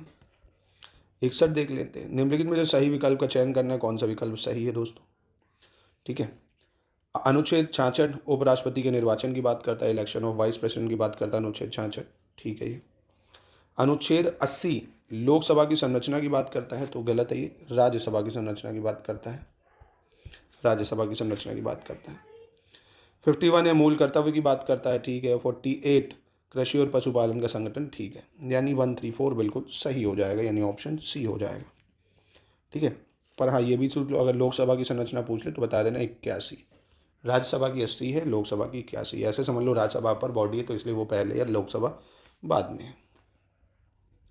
सही विकल्प का चयन करना है, कौन सा विकल्प सही है इसमें? 1978 के 44वें संशोधन अधिनियम के द्वारा संपत्ति के अधिकार को मौलिक अधिकारों की सूची से हटाया गया था। किसके द्वारा? 44th constitution amendment 1978। Right to property हटा के लीगल राइट कर दिया गया है 300A में। ठीक है, दूसरा कह रहा है 2003 के 86वें संशोधन अधिनियम द्वारा 6 से 14 वर्ष के बच्चों के लिए निःशुल्क एवं अनिवार्य शिक्षा का प्रावधान करा गया है। तो दोस्तों 86 कॉन्स्टिट्यूशन अमेंडमेंट एक्ट 2002 में आया था। कब आया था? 86 कॉन्स्टिट्यूशन अमेंडमेंट 2002। पहला स्टेटमेंट सही है इसका बस। ठीक है, नेक्स्ट आते हैं 63 में। सही विकल्प का चयन करना है, 63 में कौन सा विकल्प सही है? 1971 के 24वें संशोधन अधिनियम के अंतर्गत संसद को संविधान के किसी भी भाग में संशोधन करने का अधिकार दिया गया है, चाहे वह मौलिक अधिकार ही क्यों ना हो। दोस्तों क्या ये सही है दोस्तों? तो हाँ कर सकता है, पर बेसिक स्ट्रक्चर होगा तो सुप्रीम कोर्ट क्या कर देगी? Null and white.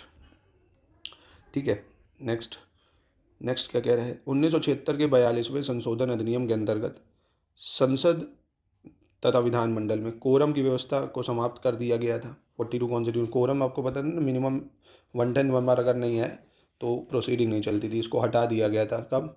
42 constitution amendment act 1976 से। तो ये ठीक है। तीसरा कह रहा है 1978 के 44वें संशोधन अधिनियम के अंतर्गत राज्य में राष्ट्रपति शासन की अवधि एक बार में 6 महीने से बढ़ाकर 1 वर्ष करने का प्रावधान किया गया था। तो ये 44 से नहीं, 42 कॉन्स्टिट्यूशन अमेंडमेंट से करा गया था। ठीक है, यानी पहला और आपका दूसरा ये सही है, तीसरा गलत हो जाएगा। 64 देखते हैं। आयरलैंड का मतलब किस देश से हमने क्या लिया ये बताना है पहली चीज़। आयरलैंड के संविधान से DPSP लिया है हमने, बिल्कुल सही है।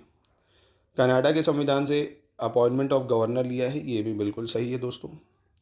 ब्रिटेन के संविधान से संविधान में संशोधन की प्रक्रिया process to amend the constitution, तो दोस्तों ये हमने साउथ अफ्रीका से लिया है, साउथ अफ्रीका से लिया है। और दक्षिण अफ्रीका के संविधान से द्विसदनवाद यानी बाइकैमरलिज्म, तो ये हमने ब्रिटेन से लिया है, ये ब्रिटेन से लिया है। और अमेंडमेंट का प्रोसीजर साउथ अफ्रीका से लिया है, यानी 1 और 2 सही है इसमें सिर्फ। चलिए 65 देखते हैं। 1969 में स्थापित गोदावरी जल विवाद न्यायाधिकरण में कौन सा राज्य शामिल है, ये बताना है, ठीक है। कौन सा राज्य शामिल है, तो गोदावरी जल विवाद में आपका महाराष्ट्र, कर्नाटक, ओडिशा है, तमिलनाडु नहीं है, ठीक है। कौन है, महाराष्ट्र, कर्नाटक, ओडिशा। 66 देखते हैं। मिलान करना है दोस्तों, इंपॉर्टेंट बंदरगाह नगर हैं और संबंधित नदियां हैं, ठीक है। तो प्रभास पाटन ये आपको कहाँ मिलेगा, हिरण्य नदी पे है। प्रभास पाटन कहाँ है, हिरण्य नदी पे। मेघम पोर्ट ये आपको नर्मदा नदी पे मिल जाएगा, मेघम पोर्ट नर्मदा नदी पे। सुतकेंदौर ये दाशक नदी पे है, कहाँ है, दाशक नदी पे सुतकेंदौर।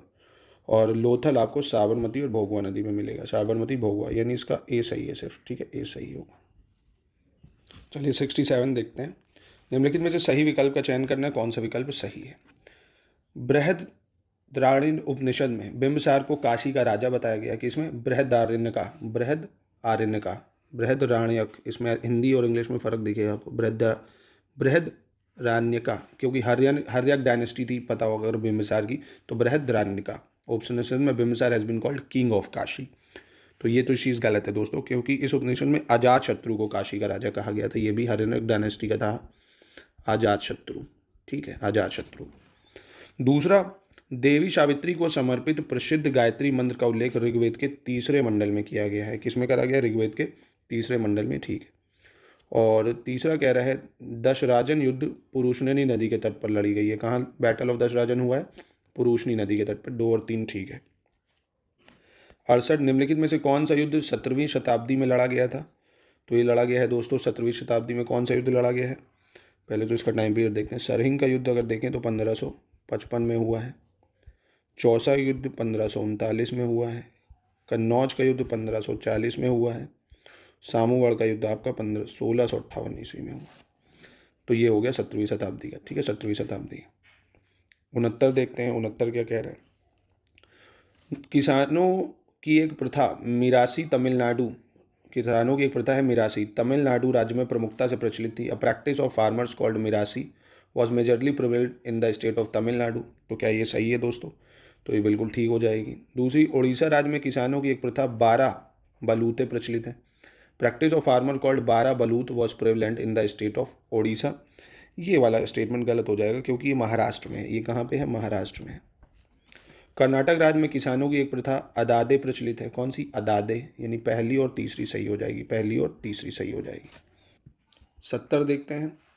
कह रहा है 1806 ईस्वी में द्वितीय आंग्ल मराठा युद्ध के दौरान अंग्रेजों और होलकर राजवंश के राजा यशवंत राव होलकर के बीच निम्नलिखित में से कौन सी संधि पर हस्ताक्षर हुए थे दोस्तों, तो ये होती ट्रीटी ऑफ राजपुर घाट। या राजपुर घाट की संधि, किसकी, राजपुर घाट की संधि, ठीक है। 71 देखते हैं। भारत की जनगणना 2011 के अनुसार निम्नलिखित में से किन राज्यों और केंद्र शासित प्रदेशों में कोई अनुसूचित जाति नहीं है, ठीक है, कोई भी अनुसूचित जाति आपको यहाँ देखने को नहीं मिलेगी। तो ये है दोस्तों आपका अरुणाचल, नागालैंड, लक्षद्वीप, ठीक है। अरुणाचल प्रदेश, नागालैंड, लक्षद्वीप, यहाँ पे आपको एक भी अनुसूचित जाति नहीं मिलेगी, ठीक है, याद रखिएगा। बाकी ऐसे अगर और भी देख लेंगे तो अंडमान निकोबार भी हो ही जाएगा, ठीक है, अंडमान निकोबार को भी जोड़ दो इसमें, चलो, क्योंकि वहाँ जनजाति हैं सब। 72 देखते हैं। 1961 से 71 तक की अवधि के दौरान जनसंख्या में सबसे ज़्यादा वृद्धि 24.8% की दर्ज करी गई है, कितनी, 24.8% की दर्ज करी गई है, ठीक है। दूसरा कह रहा है 1951 से 2001 तक की अवधि के दौरान हुई जनगणना में जाति आधारित डाटा नहीं लिया गया था, तो 2011 तक भी नहीं लिया गया है दोस्तों।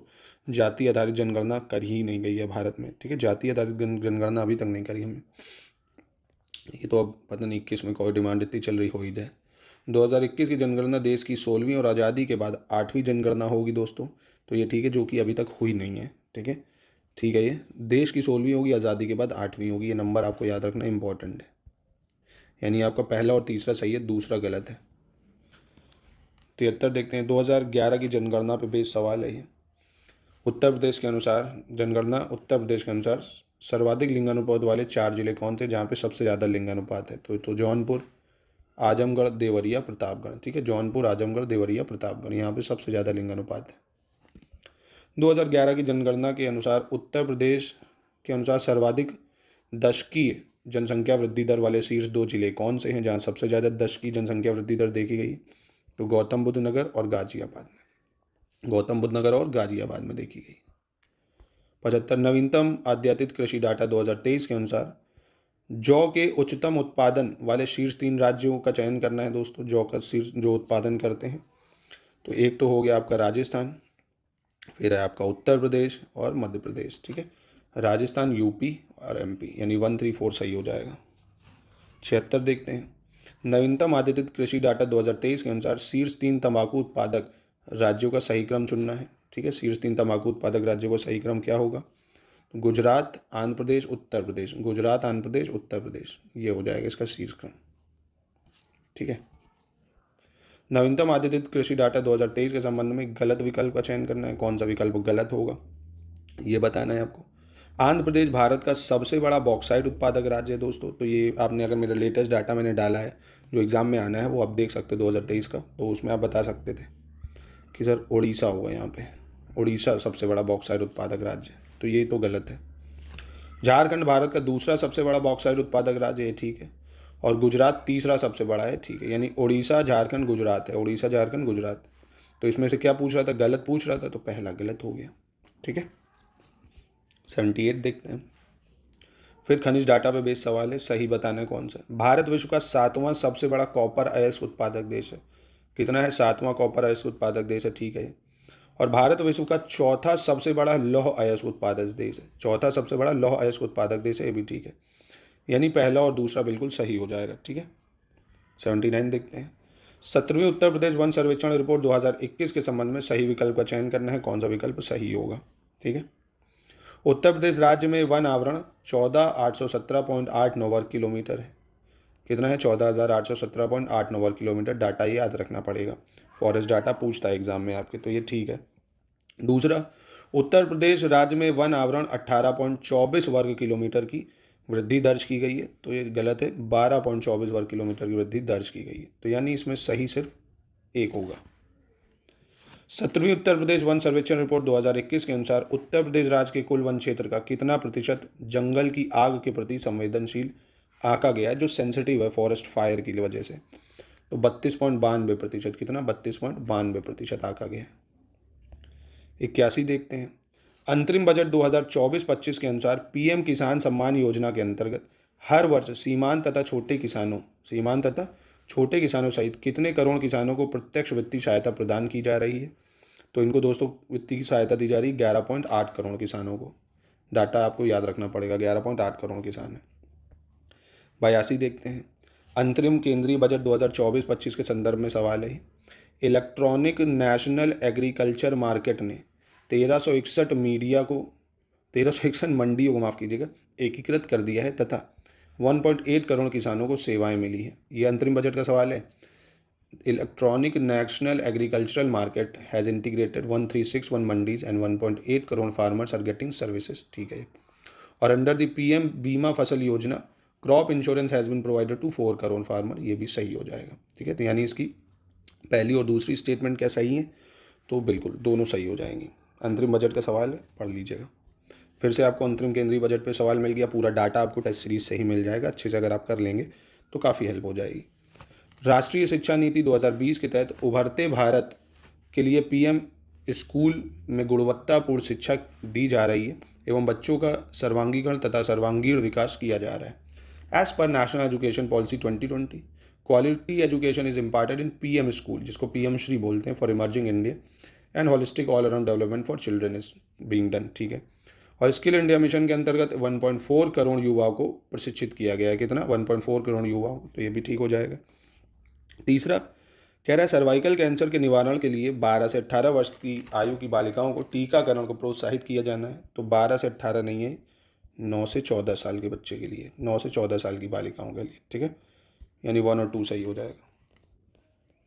गलत विकल्प का चयन करना है। कौन सा विकल्प गलत है इसमें से? प्रधानमंत्री सूर्योदय योजना के तहत रूफटॉप सोलर सिस्टम योजना, कौन सी? रूफटॉप सोलर सिस्टम योजना लगाने से 1 करोड़ परिवार हर महीने 500 यूनिट तक मुफ्त बिजली पा सकेंगे। कितनी? 500 यूनिट, बिल्कुल ठीक है। और प्रधानमंत्री सूर्योदय योजना 26 जनवरी 2024 को लखनऊ में 73वें गणतंत्र दिवस पर माननीय प्रधानमंत्री के संकल्प के अनुसरण में लाई गई है। ठीक है, ये भी याद रखना है, लखनऊ से लाई गई है। दोनों सही स्टेटमेंट है इसके। 85 देखते हैं। बुनियादी पशुपालन सांख्यिकी 2023 के संबंध में सही विकल्प का चयन करना है। कौन सा विकल्प सही है? भारत में प्रति व्यक्ति दूध की उपलब्धता 459 ग्राम प्रतिदिन तक पहुंच गई है। कितनी पड़ गई है? Per capita availability of milk 459 gram per day. दूसरा कह रहा है भारत में प्रति व्यक्ति अंडे की उपलब्धता 101 अंडे प्रति वर्ष पहुंच गई है। कितनी? 101 अंडे प्रति वर्ष। तीसरा कह रहा है ऊन उत्पादन की वार्षिक वृद्धि दर की दृष्टि से सर्वाधिक वार्षिक वृद्धि दर राजस्थान में दर्ज करी गई है। कहाँ पे? राजस्थान में दर्ज करी गई है। तो ये गलत है, क्योंकि वार्षिक दर की दृष्टि से जो देखी गई है वो अरुणाचल में है। अरुणाचल में। ठीक है, यानी पहला और दूसरा सही हो जाएगा, पहला और दूसरा। ठीक है। 17वीं वन रिपोर्ट पे बेस सवाल है कि वन आवरण के उच्चतम क्षेत्रफल वाले शीर्ष 3 राज्यों का सही अनुक्रम बताइए, कौन सा होगा सबसे 3 सही अनुक्रम। तो देखिए, सबसे ज़्यादा तो एमपी में होता है, जो एक ही जगह दिख रहा है। एमपी हो गया, अरुणाचल हो गया, छत्तीसगढ़ हो गया। ठीक है, एमपी, अरुणाचल, छत्तीसगढ़, फिर अपना उड़ीसा है। 3 ही याद कर लोगे, काम चल जाएगा। 87 देखते हैं, सही विकल्प का चयन करना, कौन सा विकल्प सही है। केंद्रीय औषधि एवं सुगंध पौधा संस्थान, central institute of medicinal and aromatic plants, ये लखनऊ में है। ठीक है। दूसरा, भारतीय मृदा विज्ञान संस्थान भोपाल में है। भारतीय मृदा विज्ञान संस्थान कहाँ पे? भोपाल में है। ठीक है। तीसरा कह रहा है राष्ट्रीय कृषि विपणन संस्थान, ये कहाँ पे है? हैदराबाद। गलत है। राष्ट्रीय कृषि विपणन संस्थान ये जयपुर में है, राजस्थान में। और राष्ट्रीय ग्रामीण विकास संस्थान ये हैदराबाद में है, तेलंगाना में। यानी सिर्फ पहला और दूसरा सही हो जाएगा। ठीक है, तो ये इंस्टीट्यूट भी 10 टेस्ट में सारे कवर हो जाएंगे, जो आपके एग्जाम के लिए जरूरी है।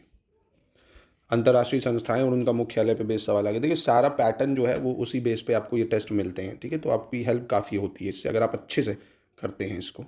चलिए, गलत विकल्प का चयन करना है, कौन सा गलत है। एमनेस्टी इंटरनेशनल, इसका कहाँ पे? लंदन में है, यूके। बिल्कुल ठीक है। अंतर्राष्ट्रीय कृषि विकास कोष, इसका कहाँ पे है? रोम में है, इटली में। अंतर्राष्ट्रीय मानकीकरण संगठन, इसका वियना ऑस्ट्रेलिया में नहीं है, इसका जेनेवा स्विट्जरलैंड में। Geneva Switzerland. आर्थिक सहयोग और विकास संगठन पेरिस में है, फ्रांस में। ये भी सही हो जाएगा। ठीक है। 89 देखते हैं। विश्व प्रवासन रिपोर्ट 2022 के अनुसार 2020 में अंतर्राष्ट्रीय प्रवासी वाले शीर्ष 3 मूल देशों का चयन करना है, कौन से हैं। ठीक है, शीर्ष 3 मूल देश जहाँ सबसे ज़्यादा प्रवासी आए हैं। ठीक है, तो देखिए, सबसे ज़्यादा तो भारत में है, 18 मिलियन के आसपास। फिर आपका मैक्सिको, और फिर आपका हो जाएगा रूस। ठीक है, भारत, मैक्सिको, रूस। भारत, मैक्सिको, रूस, याद रखना इंपॉर्टेंट है ये। भारत, मैक्सिको, रूस सबसे ज़्यादा प्रवासियों के लिए। चलिए, नवीनतम अपडेटेड के संबंध में निम्नलिखित में से चुनना है, क्या सही है। भारत में प्रधानमंत्री मुद्रा योजना के अंतर्गत उत्तर प्रदेश राज्य का प्रथम स्थान है, तो बिल्कुल ठीक है। और पीएम स्वनिधि योजना में उत्तर प्रदेश का दूसरा स्थान है, ये गलत है। उत्तर प्रदेश इसमें भी प्रथम स्थान पर है, पीएम स्वनिधि में भी। यानी सिर्फ पहला सही है, दूसरा गलत हो जाएगा। 91 में सही विकल्प का चयन करना, कौन सा सही है। बुनियादी पशुपालन सांख्यिकी 2023 के अनुसार उत्तर प्रदेश को दूध एवं मांस उत्पादन में देश में प्रथम स्थान प्राप्त हुआ है। कितना? प्रथम स्थान प्राप्त हुआ है, तो ये ठीक हो जाएगा। उच्च शिक्षा पर अखिल भारतीय सर्वेक्षण 2021-22 के अनुसार उत्तर प्रदेश राज्य को 69.73 लाख छात्र नामांकन के साथ देश में प्रथम रैंक दी गई है। कौन सी रैंक दी गई है देश में? फर्स्ट रैंक दी गई है, तो ये दोनों सही स्टेटमेंट। 92 वित्तीय वर्ष 2024-25 में उत्तर प्रदेश राज्य के लिए बजट सत्र के लिए कितने लाख करोड़ का प्रावधान करा गया है बजट सत्र के लिए? तो अभी बताया था, अगर आपने बजट यूपी का मेरा पढ़ा होगा, 7,36,000 करोड़। सबसे ज़्यादा महंगा इस बार का है वो, हालांकि हर साल ही होता है, हर साल का वो बजट महंगा ही होता है। 7,36,000 करोड़।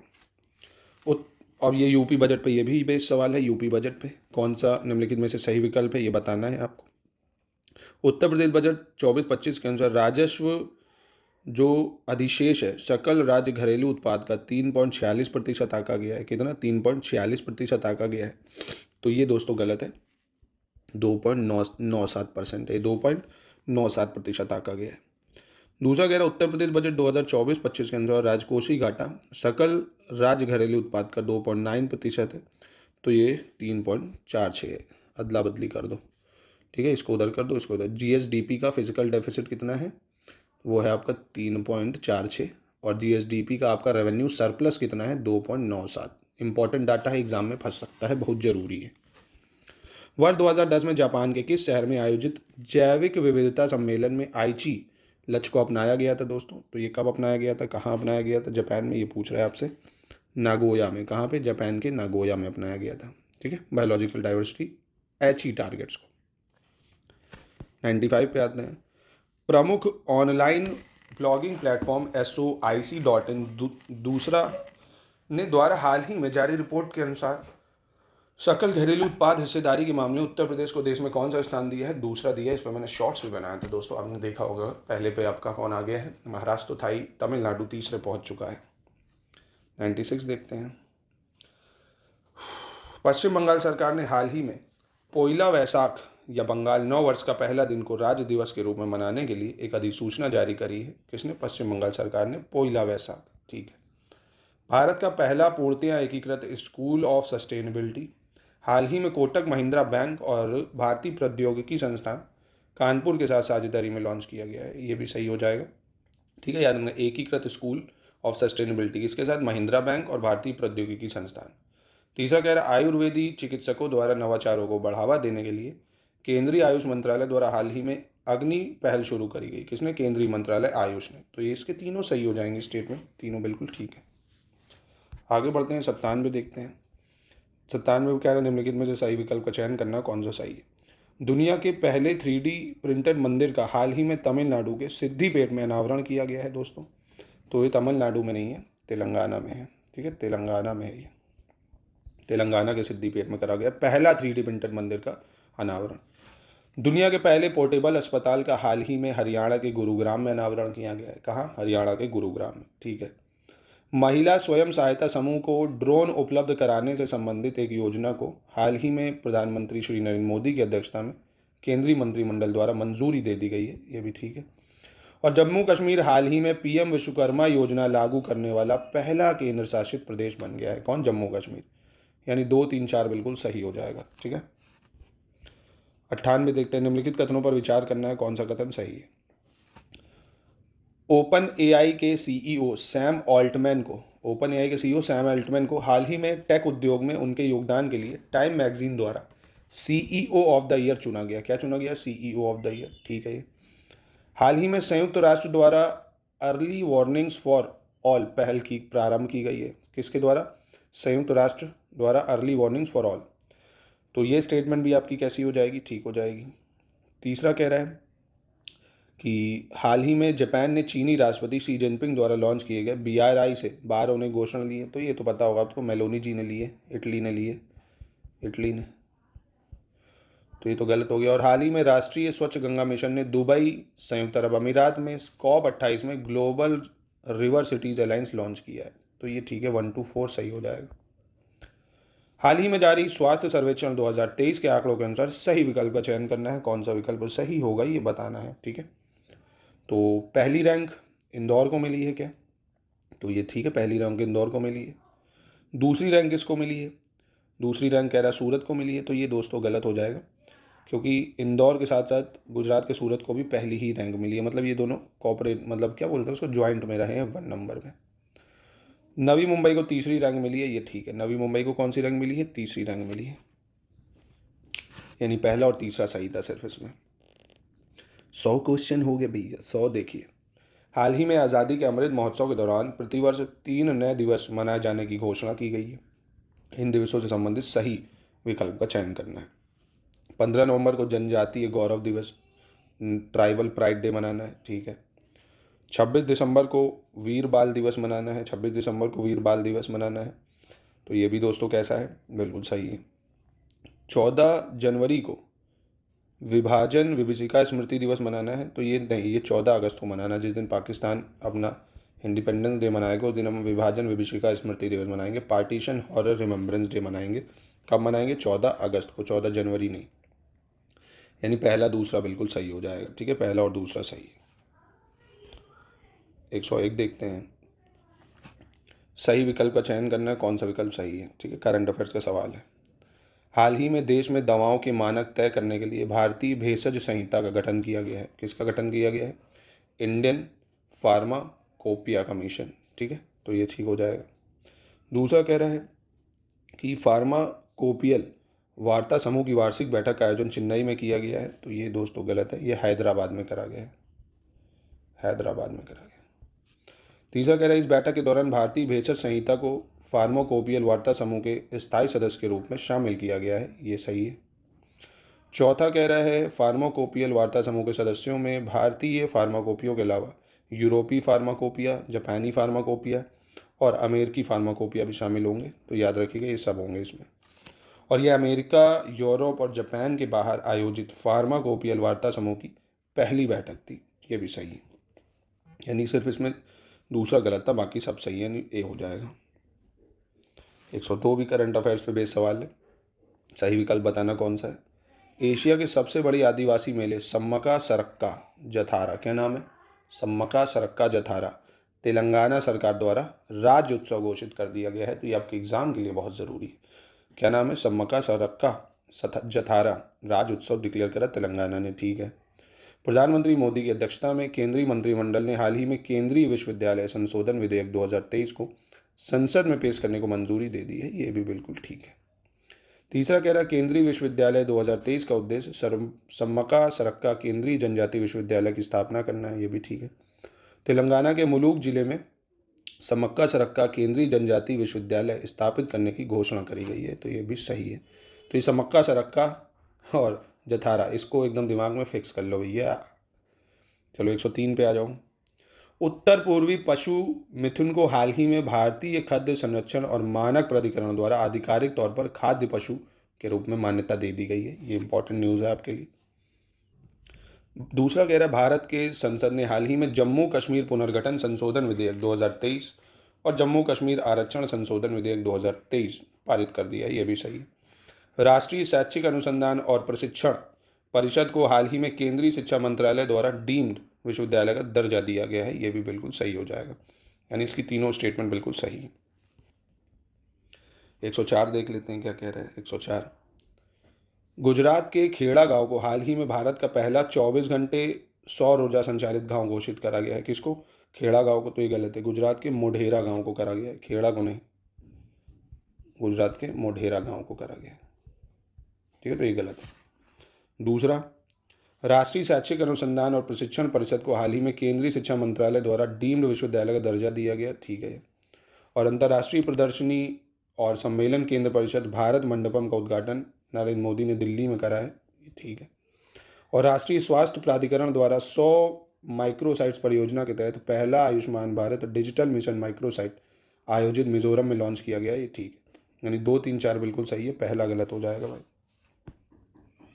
105 देखते हैं क्या कह रहा है। हाल ही में भारत और तंजानिया के बीच हुए समझौते से संबंधित सही विकल्प का चयन करना है, कौन सा विकल्प सही होगा। राष्ट्रपति द्रौपदी मुर्मू के निमंत्रण पर तंजानिया की पहली महिला राष्ट्रपति सामिया सुलूहु हसन ने मध्य भारत की राजकीय यात्रा पूरी कर ली है। किसने? सामिया सुलूहु हसन ने, ठीक है।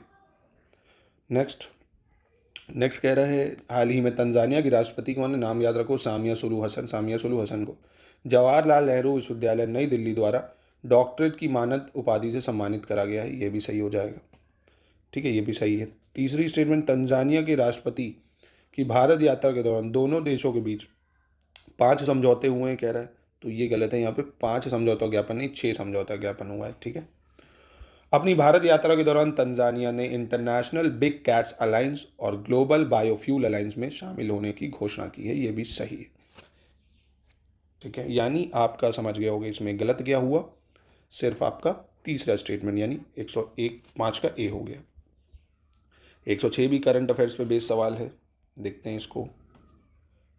मध्य बोत्सवाना के कसाने में आयोजित 18वीं वार्षिक बैठक में गुजरात के गरबा को यूनेस्को की मानवता की अमूर्त सांस्कृतिक विरासत की प्रतिनिधि सूची में शामिल करा गया। मतलब इंटेंजिबल कल्चरल जो होता है ना, उसमें गरबा को शामिल कर लिया गया। इन शॉर्ट ये याद रखो, ठीक है। और यूनेस्को की अमृत सांस्कृतिक विरासत सूची में 140 देशों की 693 विरासतों को शामिल करा गया है। कितनी? 693। 51 नए विरासत स्थलों में से 45 को मानवता की अमृत सांस्कृतिक विरासत की प्रतिनिधि सूची में शामिल करा गया है, यह भी सही हो जाएगा। और अमृत सांस्कृतिक विरासत की प्रतिनिधि सूची में 15 भारतीय परंपराओं को शामिल करा गया है, तो ये भी बिल्कुल सही है, चारों स्टेटमेंट सही हो जाएंगे। 107 देख लेते हैं, करंट अफेयर्स पे बेस्ड सवाल है। हाल ही में एशिया और दक्षिण अमेरिका के 11 देशों ने दुनिया की नदी डॉल्फिन की 6 जीवित प्रजातियों को विलुप्त होने के बचाने के लिए कोलंबिया की राजधानी बगोटा, पहली तो कैपिटल याद रखना एग्जाम के लिए, बगोटा किसकी, कोलंबिया की, एक ऐतिहासिक समझौते global declaration for river dolphin by 2030 पर हस्ताक्षर करें हैं। ये बिल्कुल ठीक हो जाएगा। ये कैसा है, बिल्कुल ठीक हो जाएगा, याद रखना है आपको, ठीक है। ये दूसरा स्टेटमेंट कह रहा है 11 देशों Bangladesh, Sri Lanka, Brazil, Cambodia, Bharat, Colombia, Ecuador, Nepal, Pakistan, Peru और वेनेजुएला है। 11 देश जो है इसमें, तो ये गलत हो जाएगा दोस्तों। 11 देश, यहाँ श्रीलंका नहीं होना चाहिए, ठीक है, बाकी ठीक है। बांग्लादेश है, बोलीविया हो जाएगा, बोलीविया यहाँ नहीं है, बोलीविया करिए आप इसको। बांग्लादेश है, बोलीविया, ब्राज़ील, कंबोडिया, भारत, ठीक है, ये सब हो जाएगा। श्रीलंका बस नहीं होना चाहिए यहाँ पे।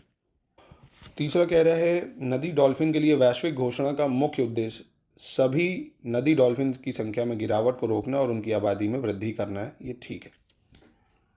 108 देख लेते हैं। हाल ही में जारी मार्शल CFA इंस्टीट्यूट वैश्विक पेंशन सूचकांक से संबंधित सही विकल्प का चयन करना, कौन सा सही है। नीदरलैंड की पहली रैंक है, आइसलैंड की दूसरी है, डेनमार्क की तीसरी है, इन सब में ये रहता है ये नंबर। भारत की 42 नहीं है, गलत है, भारत की 45 है। 1 2 3 बिल्कुल सही हो जाएगा। 109 देखते हैं। निम्नलिखित कथनों पर विचार करना, कौन सा सही है। क्लाउडिया गोल्डिन को हाल ही में वर्ष 2023 के लिए अर्थशास्त्र के नोबेल पुरस्कार से सम्मानित किया गया। किसको, क्लाउडिया गोल्डिन को, क्लाउडिया गोल्डिन को अर्थशास्त्र के नोबेल पुरस्कार से सम्मानित किया गया, ये ठीक है। दूसरा, नॉर्वेजियन लेखक जॉन ओलाव फॉसे, नॉर्वेजियन लेखक जॉन ओलाव फॉसे को हाल ही में वर्ष 2023 के लिए साहित्य के नोबेल पुरस्कार से सम्मानित किया गया है, ये भी सही हो जाएगा।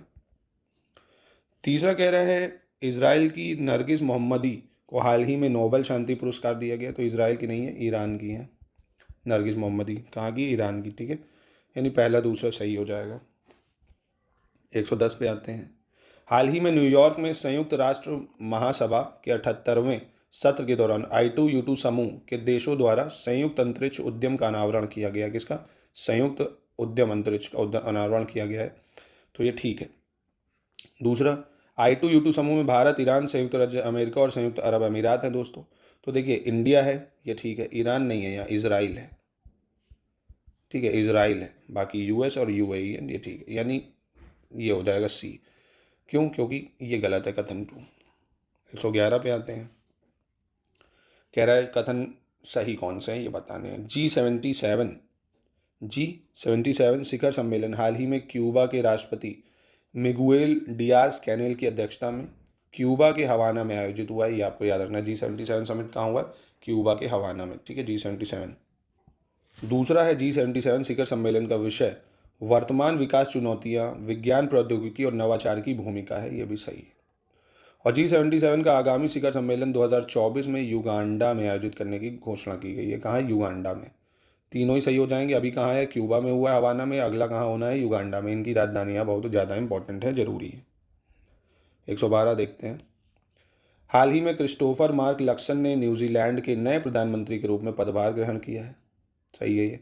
और हाल ही में डेनियल नोबोआ को इक्वाडोर के 48वें राष्ट्रपति के रूप में नियुक्त किया गया है। किसको, डेनियल नोबोआ को। और हाल ही में श्वेता थाविसिन को थाईलैंड की 30वीं प्रधानमंत्री के रूप में नियुक्त किया गया। थाईलैंड की कौन नई प्रधानमंत्री, श्वेता थाविसिन, ठीक है। चौथा कह रहा है हाल ही में मैनुएला रोकाबोटे, नाम भी देखो इनके, मैनुएला रोकाबोटे को पैराग्वे का नया राष्ट्रपति चुना गया है, तो ये गलत है, ये सैंटियागो पेना को चुना गया है। कौन है भैया, सैंटियागो पेना, ठीक है, सैंटियागो पेना नए राष्ट्रपति पैराग्वे के बने हैं, यानी 112 का B हो जाएगा, चौथा गलत है क्योंकि। 113 देख लेते हैं। 113 क्या कह रहे हैं। हाल ही में भारत सरकार द्वारा 16वें वित्त आयोग का गठन किया गया है, बिल्कुल सही है दोस्तों, ये 16वें वित्त आयोग का गठन करा गया, ठीक है। कोलंबिया विश्वविद्यालय के प्रोफेसर डॉक्टर अरविंद पनगाड़िया को 16वें वित्त आयोग का अध्यक्ष नियुक्त किया गया है। किसको करा गया, अरविंद पनगाड़िया को। ऋतिक रंजन पांडे को 16वें वित्त आयोग का सचिव बनाया गया है, ऋतिक रंजन पांडे को। और 16वें वित्त आयोग के उपाध्यक्ष सुमन बेरी हैं।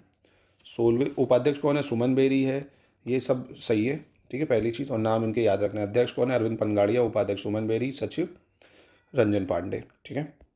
114 देखते हैं। नासा के साइकी अंतरिक्ष यान को हाल ही में स्पेसएक्स के फॉल्कॉन हैवी रॉकेट द्वारा लॉन्च करा गया। किसको? साइकी को। साइकी अंतरिक्ष यान को फ्लोरिडा के कैनेडी स्पेस सेंटर से लॉन्च कॉम्प्लेक्स 39A से लॉन्च किया गया। किससे? 39A से। साइकी अंतरिक्ष यान के साथ नासा का डीप स्पेस ऑप्टिकल कम्युनिकेशन प्रयोग भी भेजा गया है। ठीक है, ये भी सही है। साइकी नामक क्षुद्र ग्रह एक अध्ययन करने के लिए साइकी अंतरिक्ष यान लॉन्च किया गया है, जिसमें चट्टानों और बर्फ की तुलना में अधिक धातुएं होती हैं। ये भी सही हो जाएगा, ये भी बिल्कुल सही हो जाएगा। साइकी अंतरिक्ष यान का साइकी क्षुद्र ग्रह तक पहुंचने का लक्ष्य 2030 है। ये गलत है, 2029 रखा गया है। टारगेट जो है इसका स्पेसक्राफ्ट का एस्टेरॉयड का 2029 रखा गया है, यानी 1 2 3 4 सही हो जाएगा। ठीक है, 15 पे आ जाते हैं। करंट का सवाल है। हाल ही में विश्व का द्रुततम सुपर कंप्यूटर के 500 कंप्यूटर की सूची में अमेरिका के सुपर कंप्यूटर फ्रंटियर को शीर्ष स्थान दिया गया है। किसको? फ्रंटियर को। नाम याद रखिएगा, फ्रंटियर को। हाल ही में इंडोनेशिया के राष्ट्रपति जोको विडोडो द्वारा दक्षिण पूर्व एशिया की प्रथम हाई स्पीड रेल दूश का अनावरण किया गया है। क्या नाम है? दूश। ठीक है। तीसरा कह रहा, हाल ही में गुजरात में ककरापारा परमाणु ऊर्जा परियोजना में भारत के पहले स्वदेशी रूप से विकसित 700 मेगावाट के परमाणु ऊर्जा रिएक्टर ने सफलतापूर्वक वाणिज्यिक संचालन शुरू कर दिया है। तीनों स्टेटमेंट बिल्कुल सही हो जाएंगे। 116 देख लेते हैं। भारतीय पोल्ट्री क्षेत्र के अत्यधिक रोगजनक एवियन इन्फ्लुएंजा से मुक्त होने की भारत की स्वघोषणा को हाल ही में पेरिस स्थित विश्व पशु स्वास्थ्य संगठन द्वारा अनुमोदित करा गया है। ये ठीक है। दूसरा कह रहा है, विश्व स्वास्थ्य संगठन ने हाल ही में सीरम इंस्टीट्यूट ऑफ इंडिया द्वारा विकसित मलेरिया रोधी वैक्सीन R21 मैट्रिक्स M को मंजूरी दे दी है। ये भी सही हो जाएगी। ठीक है, किसने दे दी है दोस्तों? सोमालिया ने। ठीक है, आपको ये याद रखना पड़ेगा। ठीक है, सीरम इंस्टीट्यूट की है, नहीं WHO ने दी है, माफ़ कीजिएगा। सीरम इंस्टीट्यूट ऑफ इंडिया द्वारा विकसित मलेरिया रोधी वैक्सीन को। ठीक है, दोनों सही हो जाएंगे।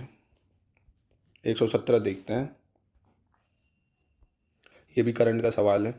मध्य प्रदेश सरकार द्वारा हाल ही में राज्य के सबसे बड़े बाघ अभ्यारण्य के रूप में वीरांगना दुर्गावती बाघ अभ्यारण्य के गठन की सूचना जारी करी गई है।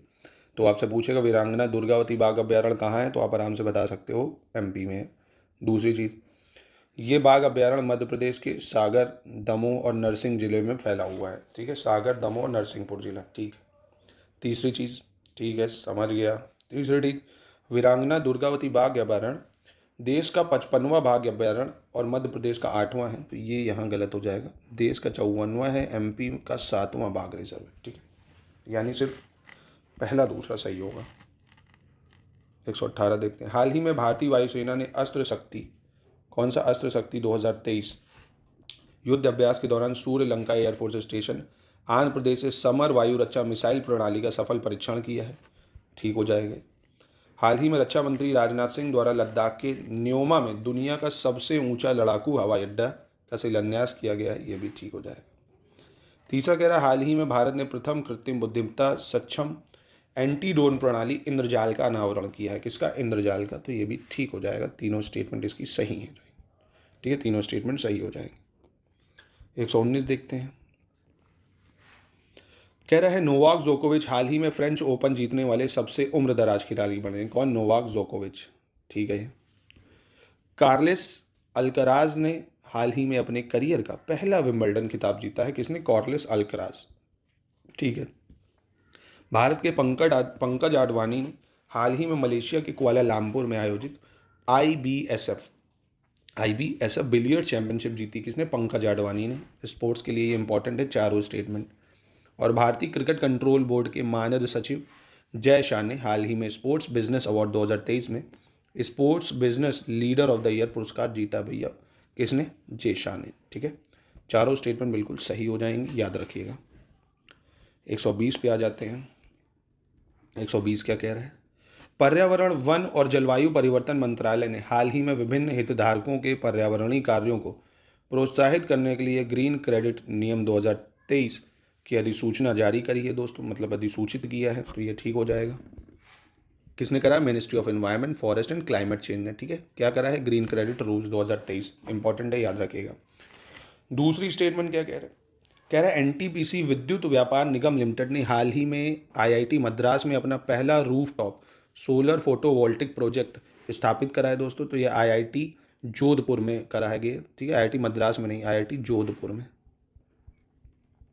ठीक है, गलत हो जाएगा। तीसरा, रक्षा मंत्री श्री राजनाथ सिंह ने हाल ही में नई दिल्ली में भारतीय सैन्य विरासत महोत्सव के पहले संस्करण में उद्घाटन किया है, तो यानी पहला तीसरा सही हो जाएगा इसका, ठीक है, पहला तीसरा सही है। 121 देखते हैं, निम्नलिखित में से कौन सा कथन सही है ये बताना है। केंद्र सरकार द्वारा हाल ही में एक राष्ट्र एक चुनाव की संभावना तलाशने के लिए 8 सदस्यीय समिति का गठन करा गया है, ठीक है। And 8 member committee has recently been constituted by central government, ठीक है। 1 नेशन 1 इलेक्शन, ठीक है। मणिपुर में राहत और पुनर्वास कार्यों की निगरानी के लिए हाल ही में उच्च न्यायालय द्वारा एक समिति का गठन करा गया है, किसके द्वारा, उच्च न्यायालय द्वारा, ठीक है। तीसरा, मणिपुर उच्च न्यायालय के पूर्व मुख्य न्यायाधीश न्यायमूर्ति गीता मित्तल को राहत और पुनर्वास कार्यों की निगरानी के लिए समिति का अध्यक्ष चुना गया है, तो ये जम्मू कश्मीर के हैं दोस्तों, उच्च न्यायालय के पूर्व मुख्य न्यायाधीश, ठीक है, जम्मू कश्मीर के हैं जिनको चुना गया है इस चीज़ के लिए, ठीक है। यानी पहला दूसरा स्टेटमेंट सही हो जाएगा बिल्कुल। 122 पे आ जाते हैं, निम्नलिखित कथनों पर विचार करना है, कौन सा कथन सही है। रॉकी और प्रीडेटर फिल्मों के मशहूर हॉलीवुड एक्टर कार्ल वेदर्स का हाल ही में निधन हो गया है, किसका, कार्ल वेदर्स का, ठीक है। उत्तराखंड में विश्व प्रसिद्ध बद्रीनाथ धाम के मुख्य पुजारी ईश्वर प्रसाद नंबूदरी को हाल ही में केरल में शंकर स्मृति पुरस्कार से सम्मानित किया गया है, ये भी सही हो जाएगा। न्यायमूर्ति रितु बहारी को हाल ही में उत्तराखंड उच्च न्यायालय के मुख्य न्यायाधीश के रूप में नियुक्त किया गया है, किसको, न्यायमूर्ति रितु बहारी को, ये भी सही है। और उत्तरी आयरलैंड की संसद ने हाल ही में आयरिश राष्ट्रवादी मिशेल ओनील को पहली बार प्रथम मंत्री नियुक्त करा है, किसने, उत्तरी आयरलैंड की संसद ने, ये भी सही हो जाएगा। चारों स्टेटमेंट इसकी सही है, ठीक है। चलिए अब ये साइंस का सवाल शुरू हो गया है, मुझे लगेगा ऐसा। जब पानी को 0 से 10 डिग्री तक गर्म किया जाता है, पानी को 0 से 10 डिग्री गर्म करते हैं तो उसका आयतन पहले घटता है फिर बढ़ता है, तो बिल्कुल सही है, 0 से 4 पहले घटेगा फिर बढ़ेगा, ठीक है। उबलता पानी आग को सबसे जल्दी बुझा सकता है, जो उबलता पानी है वो आग को सबसे जल्दी बुझाता है, ये बात ठीक है, एज़ कम्पेयर टू आपको लगेगा ठंडा पानी, क्यों, क्योंकि उसमें वाष्पीकरण ज़्यादा होता है, भाप ज़्यादा होती है। संवहन द्वारा गैसों और द्रव्यों में ऊष्मा का स्थानांतरण हो सकता है, हीट ट्रांसफर जो होती है in gases and liquid by convection, ये भी ठीक ही है, ठीक हो जाएगा। चौथा, अगर जब पानी से भरे गिलास में तैरता हुआ बर्फ का टुकड़ा पिघलता है तो पानी का स्तर बढ़ जाता है, ऐसा नहीं है, पानी का स्तर नहीं बढ़ता, वो उतना ही रहेगा, क्योंकि पानी का उतना स्थान बर्फ़ ने ले लिया है ना, वो जब पिघलेगा तो उसी स्थान में रहेगा, ठीक है। कभी गिलास में बर्फ़ डाल के देखना, पानी ऊपर तो आएगा पर बर्फ़ जब पिघलेगी तो पानी उतना ही रहेगा, ठीक है। यानी ये तीनों स्टेटमेंट इसकी सही है, चौथी गलत हो जाएगी, 1 2 3 सही हो जाएगी। 124 देखते हैं, 124 क्या कह रहे हैं। नीचे 2 कथन दिए गए, वही बताने हैं आपको। लोलक का आवर्तकाल गर्मियों में बढ़ता है और सर्दियों में घट जाता है, जो पीरियड ऑफ पेंडुलम है इंक्रीज होता है समर में और डिक्रीज विंटर में, बिल्कुल सही है। अब इसका कारण क्या है, क्योंकि जो लेंथ होती है पेंडुलम की गर्मियों में बढ़ जाती है और सर्दियों में कॉन्ट्रैक्ट हो जाती है, बिल्कुल सही है, और ये उसका स्पष्टीकरण भी कर रहा है। चलिए 125 देखते हैं। कह रहा बैरोमीटर की सहायता से मौसम के पूर्व अनुमान से संबंधित गलत विकल्प का चयन करना है। यदि बैरोमीटर की रीडिंग अचानक गिर जाए तो तूफान आने की संभावना रहती है, तो ये तो स्टेटमेंट सही है। दूसरा, अगर जब बैरोमीटर की रीडिंग धीरे धीरे कम होने लगती है तो दिन साफ होने की संभावना होती है, तो ये गलत हो जाएगा दोस्तों। अगर धीरे धीरे कम हो रही है तो मतलब बारिश होगी, धीरे धीरे कम होगी अगर, तो बारिश होने की संभावना होती है ये वाली। और जब रीडिंग धीरे धीरे बढ़ती है तो मौसम साफ होने की संभावना होती है, ठीक है। अगर ये बैरोमीटर है, रीडिंग बढ़ रही है तो कैसा होगा मौसम, दिन साफ होगा। रीडिंग गिर रही है तो यानी इसका प्रेशर कम हो रहा है, यानी क्या हो रहा है, बारिश होने की संभावना है। यानी 2 और 3 स्टेटमेंट गलत हो जाएगी।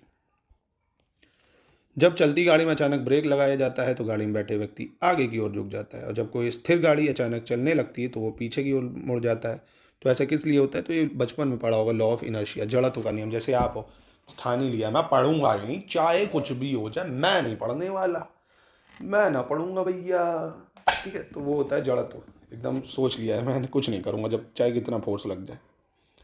चलिए 127 देखते हैं। 127 कह रहा है इंद्रधनुष यानी रेनबो का निर्माण पूर्ण आंतरिक परावर्तन और प्रकीर्णन के कारण होता है। Rainbow is form due to total internal reflection and scattering, बिल्कुल ठीक हुए। अब देखो रेनबो का कारण क्या है, साइंस में समझ लो। जैसे पानी की बूंदें हैं, ठीक है, अब सूरज की किरण पड़ती है तो ये पानी की बूंदें क्या करती हैं, रिफ्रैक्शन भी करती हैं, है ना, इंटरनल रिफ्लेक्शन भी करती हैं, प्रिज्म की तरह काम करने लगती हैं, 7 भागों में डिवाइड कर देती हैं कलर को, इसलिए किसी वस्तु की आवर्धित एवं आभासी छवि प्राप्त करने के लिए अवतल दर्पण का उपयोग किया जाता है। Concave mirror is use to obtain a magnified and virtual image of an object. ठीक है। प्रिज्म से गुजरते समय प्रकाश का बैगनी रंग सबसे अधिक विचलन दर्शाता है। Violet colour light show greatest deviation, बिल्कुल सही। और रेड लीस्ट, रेड सबसे कम, वॉयलेट सबसे ज़्यादा। तो प्रिज्म पढ़ा होगा ना आपने, ऐसे विब्योर, VIBGYOR। ठीक है, तो यानी इसके तीनों स्टेटमेंट सही हो जाएंगे, 1 2 3 तीनों सही हैं। 128 देख लेते हैं, ये भी साइंस का ही सवाल है। अब साइंस के मिलेंगे आपको। नाइक्रोम तार का उपयोग हीटर, ब्लोअर और इमर्शन रॉड आदि में किया जाता है। किसका? नाइक्रोम का। तो ये ठीक है। दूसरा, टंगस्टन तार का उपयोग विद्युत बल्ब में करा जाता है। ये भी सही है क्योंकि बहुत ज़्यादा मेल्टिंग पॉइंट होता है इसका। हैलोजन लाइट्स में पारा और फास्फोरस का उपयोग किया जाता है। किसका? पारा और फास्फोरस का उपयोग किया जाता है। ये भी सही हो जाएगा। नहीं, ये क्यों सही होगा? एक सेकंड, ये गलत है, सी नहीं होगा, क्योंकि हैलोजन लाइट्स में पारा और फास्फोरस का यूज़ नहीं हो सकता। हैलोजन लाइट में हम लोग यूज़ करेंगे जैसे सोडियम है, ठीक है, सोडियम है, टंगस्टन है, इसका यूज़ करा जाता है, टंगस्टन और सोडियम मिश्र धातु का। ठीक है, तो ये तो गलत है। CFL और ट्यूबलाइट में टंगस्टन और सोडियम नहीं, ये भी गलत हो जाना चाहिए, क्योंकि टंगस्टन और सोडियम मिश्र धातु ये हम लोग किस में यूज़ करते हैं? हैलोजन लाइट्स में करते हैं, पहली चीज़। और इसको अदला बदली कर लो, पारा और फास्फोरस जो है ये हम लोग यूज़ करते हैं CFL में। पारा और फास्फोरस कहाँ यूज़ करते हैं? ये CFL में कर लेंगे। ठीक है, तो इंपॉर्टेंट है, पूछ सकता है। इसका 1 और 2 सिर्फ सही होगा। 129 देखते हैं। 129 में भी आपसे पूछ रहा है सही कौन सा है, ये बताना है। आयोडीन और पोटेशियम क्लोराइड के मिश्रण से आयोडीन का ऊर्ध्वपातन विधि द्वारा अलग किया जा सकता है। Iodine is separated from the mixture of iodine and potassium chloride by sublimation. अब सब्लिमेशन पता होगा आपको, जैसे कपूर डायरेक्ट सॉलिड से गैस बन जाएगा, है ना, पानी नहीं बनेगा। ठीक है, तो ये तो ठीक हो जाएगा। दूसरा कह रहा है प्रतिविकरण नली में सबसे अधिक उपयोग की जाने वाली वस्तु पारावास्प और नियॉन होती है। क्या? पारावास्प और नियॉन होती है। तो पारावास्प तो होती है, नियॉन नहीं होता है, आर्गन होता है इसकी जगह। ठीक है, the most commonly use substance in fluorescence tubes are mercury and argon. ठीक है, आर्गन भरा जाता है, वो लाइट होती है, यानी ये तो गलत हो गई दूसरी स्टेटमेंट। तीसरी कह रहा है क्रोमेटोग्राफी तकनीक का उपयोग मिश्रण से पदार्थों को अलग करने के लिए किया जाता है। ये भी ठीक है। और वनस्पति तेल से वनस्पति घी बनाने में प्रयुक्त गैस हाइड्रोजन है, जिसको हाइड्रोजनेशन प्रोसेस पढ़ा होगा आपने, तो इसी सही है। दूसरा गलत है, 134 बिल्कुल सही हो जाएगा। 130 देखते हैं। कैल्शियम सल्फेट की उपस्थिति के कारण जल में स्थायी कठोरता उत्पन्न हो जाती है। पानी में मौजूद होने के कारण पानी को उबालने के बाद भी इसकी स्थायी कठोरता दूर नहीं होती है। ठीक है, कैल्शियम सल्फेट की अगर उपस्थिति है तो ये तो ठीक है। दूसरा, ठोस कार्बन डाइऑक्साइड का उपयोग आइसक्रीम के निर्माण और एक प्रभावी शीतलक के रूप में करा जाता है। किसका? सॉलिड कार्बन डाइऑक्साइड का यूज, ये भी ठीक है। तीसरा कह रहा है एल्युमिनियम का अयस्क होने के कारण कार्बोरंडम में एल्युमिनियम के गुण होते हैं जो कठोर और लचीला होता है। किसमें? एल्युमिनियम कार्बोरंडम में जो कठोर और लचीला होता है, कह रहा, तो ये तो ठीक है, वो कठोर और लचीला नहीं होता है पर, ठीक है, मतलब हार्ड और फ्लेक्सिबल नहीं होता, नॉट हार्ड एंड फ्लेक्सिबल, यानी 1 और 2 हो जाएगा इसका। ठीक है, 1 और 2 हो जाना चाहिए। 131 देख लेते हैं। कह रहा है cupric oxide give deep blue colour to the glass. Cupric oxide या कोबाल्ट, नहीं, क्यूप्रिक ऑक्साइड गहरे कांच को गहरा नीला रंग दे देता है, तो ये गलत हो जाएगा क्योंकि कोबाल्ट देता है। कोबाल्ट ऑक्साइड कांच को गहरा रंग देता है। कौन? कोबाल्ट। ये सब साइंस में पढ़े होंगे यार आपने, अगर साइंस ली होगी, ली क्या, 9 10 तक तो रहती है। चलिए खैर, नेक्स्ट देखते हैं। ग्लिसरॉल एक कार्बनिक यौगिक है। यह सांद्र नाइट्रिक एसिड और सांद्र सल्फ्यूरिक एसिड की उपस्थिति में नाइट्रोग्लिसरीन बनाता है। ठीक है, तो ग्लिसरॉल क्या है? ऑर्गेनिक कंपाउंड है। नाइट्रोग्लिसरीन बनाता है किसकी प्रेजेंस में? नाइट्रिक एसिड और सल्फ्यूरिक एसिड प्रेजेंस में। ठीक है। तीसरा कह रहा है प्राकृतिक रबर आइसोप्रीन का एक बहुलक होता है। Natural rubber is a polymer of isoprene which is obtain in the form of latex, which is obtain in the form of latex from the rubber tree. जो हमें कैसे मिलता है? लैटेक्स के फॉर्म में मिलता है रबर के पेड़ से। 2 और 3 बिल्कुल सही हो जाएगा। चलिए 132 देखते हैं क्या कह रहा है। गहरे समुद्र में गोताखोर हवा के स्थान पर सांस लेने के लिए हीलियम और ऑक्सीजन के मिश्रण का उपयोग करते हैं। किसका? हीलियम और ऑक्सीजन के मिश्रण का। ठीक है। सोडा वाटर की बोतल खोलने पर निकलने वाली गैस कार्बन डाइऑक्साइड होती है। बिल्कुल कार्बोनेटेड वाटर होता ही है वो, सही हो जाएगा। एथिल अल्कोहल को मेथनॉल और पायरिडीन मिलाकर पीने योग्य बनाया जाता है। क्या क्या? मेथनॉल और पायरिडीन मिलाया जाता है एथिल अल्कोहल में, तब वो पीने योग्य बनता है। ठीक है। चौथा, चौथा कह रहा है पेट्रोल और डीजल के अधूरे जलन से कार्बन डाइऑक्साइड गैस उत्पन्न होती है दोस्तों। कार्बन डाइऑक्साइड नहीं, कार्बन मोनोऑक्साइड निकलती है, कार्बन मोनोऑक्साइड हिंदी इंग्लिश दोनों लिख दो, ठीक है, समझ गए ना। Carbon monoxide, mono oxide, Hindi में ऑक्साइड, ठीक है। यानी 1 2 3 सही है, 1 2 3 सही हो जाएगा। हो ही गया ऑलमोस्ट दोस्तों। कितने अटैम्प्ट होते हैं यार देखा करो, कम से कम 150 में कितने हो रहे हैं। 90 तक सेफ है एकदम, ठीक है, 90 तक सेफ है। अब अपनी स्ट्रैटेजी बनाओ कि यार हिस्ट्री से, ज्योग्राफी से, पॉलिटी से, करंट से, साइंस से, इन्वायरमेंट से, इन सब से 1 2 3 4 5 6 सब्जेक्ट से मुझे 90 क्वेश्चन छांटने हैं बस, ठीक है। निम्नलिखित में से गलत विकल्प का चयन करना है, कौन सा विकल्प गलत होगा ये बताना है, ठीक, गलत बताना है। टैफ्लॉन का उपयोग नॉन स्टिक बर्तन में किया जाता है, टैफ्लॉन का उपयोग नॉन स्टिक बर्तन में, तो ये तो ठीक है। बैकेलाइट का उपयोग कृत्रिम फर्श, रेनकोट, बैग, पर्दे, खिलौने आदि बनाने में किया जाता है, तो ये गलत है। पॉलीविनाइल क्लोराइड का करते हैं, बैकेलाइट का नहीं। ये जो यहाँ लिखा हुआ है अदला बदली होगी यहाँ भी, पॉलीविनाइल क्लोराइड का करते हैं, ठीक है। तीसरा कह रहा है पॉलीविनाइल क्लोराइड का उपयोग इलेक्ट्रॉनिक और ऑटोमोबाइल उद्योग में करा जाता है, तो वो बैकेलाइट का करा जाता है, ठीक है, समझ गए ना। बैकेलाइट का यूज़ होगा कहाँ पे, इलेक्ट्रिक ऑटोमोबाइल्स में। पॉलीविनाइल क्लोराइड का कृत्रिम फर्श, रेनकोट, बैग ये सब बनाने में करते हैं, यानी 2 3 गलत हो जाएगा। बाकी टैफ्लॉन नॉन स्टिकी बर्तन बनाने में यूज़ होता है, ठीक है। 134 पे आ जाए, चलिए आ जाए। कह रहा है निम्नलिखित में से किन बीमारियों से बचाव के लिए नवजात शिशु को डीपीटी का टीका लगाया जाता है। देखिए एक तो डायप्थेरिया, काली खांसी है, टिटनेस है, इन सब के लिए लगाया जाता है ये सब इंजेक्शंस, ठीक है, याद रखिएगा इसको, यानी 1 2 3 हो जाएगा। निम्नलिखित कथनों पर विचार करना है, कौन सा कथन सही होगा। Blood serum is studied under serology, serology के अंतर्गत रक्त सीरम का अध्ययन किया जाता है, तो ये ठीक है, सेरोलॉजी के अंदर रक्त सीरम का अध्ययन करते हैं। टेरेटोलॉजी के अंतर्गत शारीरिक विकास का अध्ययन किया जाता है, किसके, टेरेटोलॉजी के अंतर्गत शारीरिक विकास का अध्ययन किया जाता है, ये गलत है। जो शारीरिक विकास में असमानताएं होती हैं, असमानता, शारीरिक विकास की असमानताओं का अध्ययन करता है, ठीक है। तीसरा पॉलिनोलॉजी के अंतर्गत विभिन्न प्रकार के पराग कणों का अध्ययन किया जाता है, विभिन्न प्रकार के पराग कणों का, ये ठीक है। और इक्थियोलॉजी के अंतर्गत मछली की संरचना और शरीर क्रिया विज्ञान का अध्ययन किया जाता है, मछली की संरचना और शरीर क्रिया विज्ञान, ये ठीक है, 1 3 4 बिल्कुल सही हो जाएगा। 136 देखते हैं क्या कह रहा है। निम्नलिखित कथनों पर विचार करना, कौन सा सही है। माइटोकॉन्ड्रिया को कोशिका का पावर हाउस कहा जाता है, mitochondria is called power house of the cell, ये ठीक है। लाइजोसोम को कोशिका की आत्मघाती थैली कहा जाता है, lysosome are called suicidal bag of the cell, ठीक है। Ribosome is called site of protein synthesis, ribosome को क्या बोलते हैं, प्रोटीन संश्लेषण का आवास, ये भी सही है। और केंद्रक को कोशिका का मस्तिष्क कहा जाता है, nucleus is called brain of the cell, ठीक हो जाएगा, चारों स्टेटमेंट बिल्कुल सही है। 137 देखते हैं। Reflex action in the body are controlled by spinal cord, reflex action को कौन कंट्रोल करता है, स्पाइनल कॉर्ड, ये आपको पता होगा, ठीक है, ठीक है। कठोर गेहूं में ग्लूटेन नामक प्रोटीन कह रहा है कम होता है, तो यही गलत हो गया। जो कठोर गेहूं होता है उसमें ग्लूटेन ज़्यादा होगा, ज़्यादा होता है, तो गलत हो गया। जबकि नरम गेहूं में ग्लूटेन अधिक होता है, ये उल्टा बता दिया इसने, क्योंकि नरम गेहूं में कम होगा और कठोर में ज़्यादा होगा, ठीक है।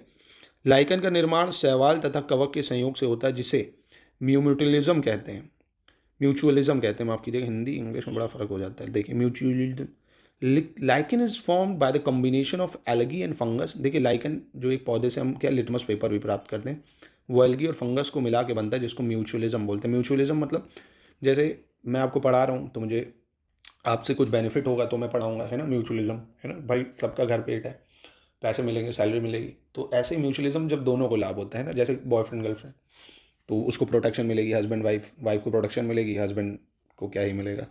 खैर चौथा देखते हैं, चौथा क्या कह रहा है। कह रहा है venom glands of snake are similar to the salivary glands of vertebrates, सांपों की विष ग्रंथियाँ कशेरुक प्राणियों की लार ग्रंथियों के समान होती है, ये भी सही हो जाएगा, ठीक है, ये भी बिल्कुल सही हो जाएगा। पाँचवा, कपास फलों में स्थित बीजों के जो बीज होते हैं आवरण से जुड़े रेशों से प्राप्त होते हैं। Cotton is obtain from the fibre attach to the seed coat of seeds in fruit, 1 3 4 5 बिल्कुल सही है इसका। 138 देखते हैं क्या कह रहा है, कौन सा कथन सही होगा ये बताना है, ठीक है। एजोला एक जलीय फर्न है जो बैक्टीरिया आनाबेना एजोला की मदद से नाइट्रोजन स्थिर करके उपज क्षमता बढ़ाने में मदद करता है। कौन? एजोला, ठीक है। कुनैन एक प्राकृतिक सफ़ेद क्रिस्टलीय क्षारी है। इसका उपयोग जोड़ों के दर्द, प्रियान रोगों के उपचार में भी किया जाता है, ये भी सही है। विटामिन के का रासायनिक नाम फिलोकॉन है या नेप्थोकॉन है। इसे रुधिर स्राव रोधी पदार्थ भी कहते हैं। The chemical name of vitamin के इज फाइलोक्विनिन और नेप्थोक्विनोन। फाइलोक्विनोन और नेप्थोक्विनोन, इसको क्या बोलते हैं? एंटी ब्लीडिंग सब्सटेंस, ठीक है। ये भी इसके दोस्तों तीनों ही सही हो जाने चाहिए। 139 पे आते हैं। निम्नलिखित कथनों पर विचार करना है, कौन सा कथन सही है? नींद की बीमारी ट्रिपैनोसोमा नामक, किसे? ट्रिपैनोसोमा नामक एक कोशिकीय प्रोटोजोआ परिजीवी के कारण होती है। Sleeping sickness is cause by unicellular protozoa parasites called Trypanosoma, ठीक है। क्षय रोग एक संक्रामक रोग है जो माइक्रोबैक्टीरियम ट्यूबरक्लोसिस नामक जीवाणु से होता है। Tuberculosis is an infectious disease cause by bacterium called mycobacterium, ठीक है। शरीर में कोलेस्ट्रॉल की अधिकता हृदय की धमनियों में रक्त के प्रवाह को बाधित करती है और दिल का दौरा पड़ने का कारण बनती है, तो ये भी स्टेटमेंट सही हो जाएगा। दूसरा कह रहा है टायरोसिन मस्तिष्क में एड्रेनल, नायरोड्रेनल और डोपामाइन जैसे न्यूरोट्रांसमीटर का उत्पादन करता है। कौन? Tyrosine produce neurotransmitters like adrenaline, noradrenaline, dopamine. तभी तो डोपामाइन हमें खुशी देता है ना, आप एकदम से टेम्परेरी खुशियाँ हमको मिल जाती हैं। सब सारा खेल हॉर्मोन्स का है दोस्तों, कि जवानी में लड़का देखो इतना जोश में रहता है, फिर जैसे जैसे स्कूल कॉलेज लाइफ 28-30 में आता है बेचारा सीरियस हो जाता है, यार किसी तरह पढ़ लूँ जॉब मिल जाए। नहीं तो अरे देखा जाएगा यार, ये लड़की के पीछे जा रहे हैं, वो दोस्तों से बैठ रहे हैं, गपशप चल रही है, सिर्फ सब हॉर्मोन्स का होता है सारा इम्पैक्ट। डी हो जाएगा इसका, सारे सही हैं। 140 देख लेते हैं, ठीक है। DNA fingerprinting technology is use to establish paternity of a child, identify genetic diseases and establish genealogy of animal. DNA जो फिंगरप्रिंटिंग तकनीक का वगैरह यूज़ जो आप करते हैं वो शिशु का पितृत्व स्थापित करना, आनुवंशिक रोगों की पहचान करना, पशुओं की वंशावली स्थापित करने में करते हैं, तो बिल्कुल ठीक करते हैं।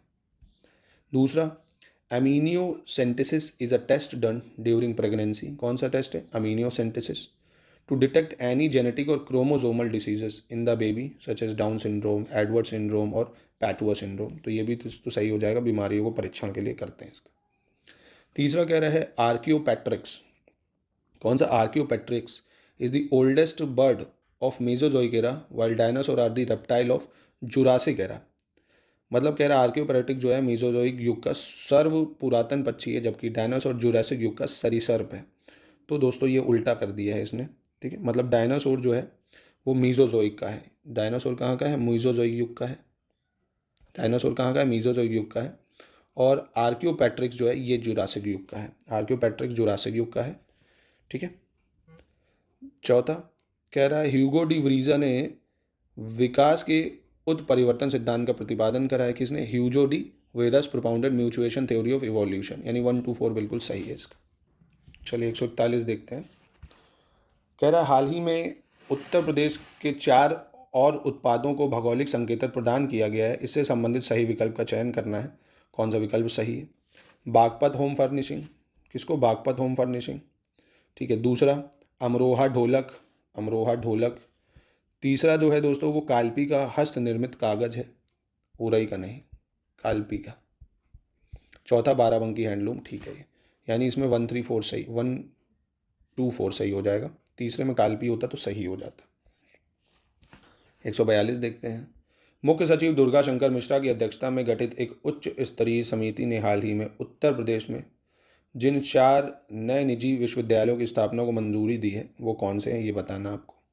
एक तो केडी यूनिवर्सिटी है मथुरा की, ठीक है। दूसरी है गंगा विश्वविद्यालय, ये झांसी में है। कहाँ है? झांसी में। तीसरी अजय कुमार गर्ग विश्वविद्यालय गाजियाबाद में। चौथी है चंडीगढ़ यूनिवर्सिटी उन्नाव, ठीक है। चौथी मतलब 1, 3, 4 सही हो जाएगा। दूसरा भी सही होता अगर झांसी लिखा होता। 143 देखते हैं क्या कह रहा है। उत्तर प्रदेश सरकार द्वारा हाल ही में राज्य के मिर्जापुर, सोनभद्र और महाराजगंज जिलों में जनजाति संग्रहालय की स्थापना की गई है। किसकी? जनजाति संग्रहालय की, ठीक है। नेक्स्ट क्या कह रहा है? विजयपुर औरैया फूलपुर पाइपलाइन परियोजना का हाल ही में प्रधानमंत्री नरेंद्र मोदी ने उद्घाटन करा है। किसने करा है? प्रधानमंत्री नरेंद्र मोदी ने। तीसरा कह रहा है हरित हाइड्रोजन उत्पादन समर्थित अत्याधुनिक क्वांटम तकनीक हाल ही में बनारस हिंदू विश्वविद्यालय द्वारा विकसित करी गई है, ठीक है। ये भी 144 देखते हैं, कौन सा कथन सही है ये बताना है। 144 उत्तर प्रदेश कैबिनेट ने हाल ही में उत्तर प्रदेश जगत गुरु रामभद्राचार्य दिव्यांग राज्य विश्वविद्यालय अध्यादेश 2023 को मंजूरी दे दी है। तो ये ठीक हो जाएगा बिल्कुल। किसको दे दी है भैया मंजूरी? रामभद्राचार्य दिव्यांग राज्य विश्वविद्यालय। ठीक है, चलिए नेक्स्ट देखते हैं। उत्तर प्रदेश राज्य सरकार ने हाल ही में बुंदेलखंड स्थित ललितपुर में राज्य के पहले फार्मा पार्क की स्थापना करी है। ठीक है, कहाँ करी है? ललितपुर में, याद रखना है, इंपॉर्टेंट है। नेक्स्ट क्या कह रहे हैं? उत्तर प्रदेश के मुख्यमंत्री योगी आदित्यनाथ ने हाल ही में आगरा के इंदिरा गांधी प्रतिष्ठान में उत्तर प्रदेश मातृभूमि योजना का शुभारंभ करा है। तो दोस्तों ये आगरा में थोड़ी, लखनऊ में है। ठीक है, लखनऊ में इंदिरा गांधी प्रतिष्ठान। ठीक है, यानी 1 और 2 सही होगा इसमें सिर्फ। 145 देखते हैं। उत्तर प्रदेश में छात्रों के लिए समान अवसर सुनिश्चित करने के लिए हाल ही में हर बच्चे के लिए हर अधिकार अभियान शुरू किया गया है। ठीक है। दूसरा कह रहा है बुंदेलखंड एक्सप्रेसवे को हाल ही में उत्तर प्रदेश के पहले सौर एक्सप्रेसवे के रूप में विकसित किया गया है। ये भी सही हो जाएगा। तीसरा कह रहा है रेलवे बोर्ड की अतिरिक्त सदस्य सौम्या माथुर ने हाल ही में पूर्वोत्तर रेलवे की पहली महिला महाप्रबंधक के रूप में कार्यभार संभाला है। ठीक है, ये भी सही है स्टेटमेंट। 1, 2, 3 सही हो जाएगा इसका।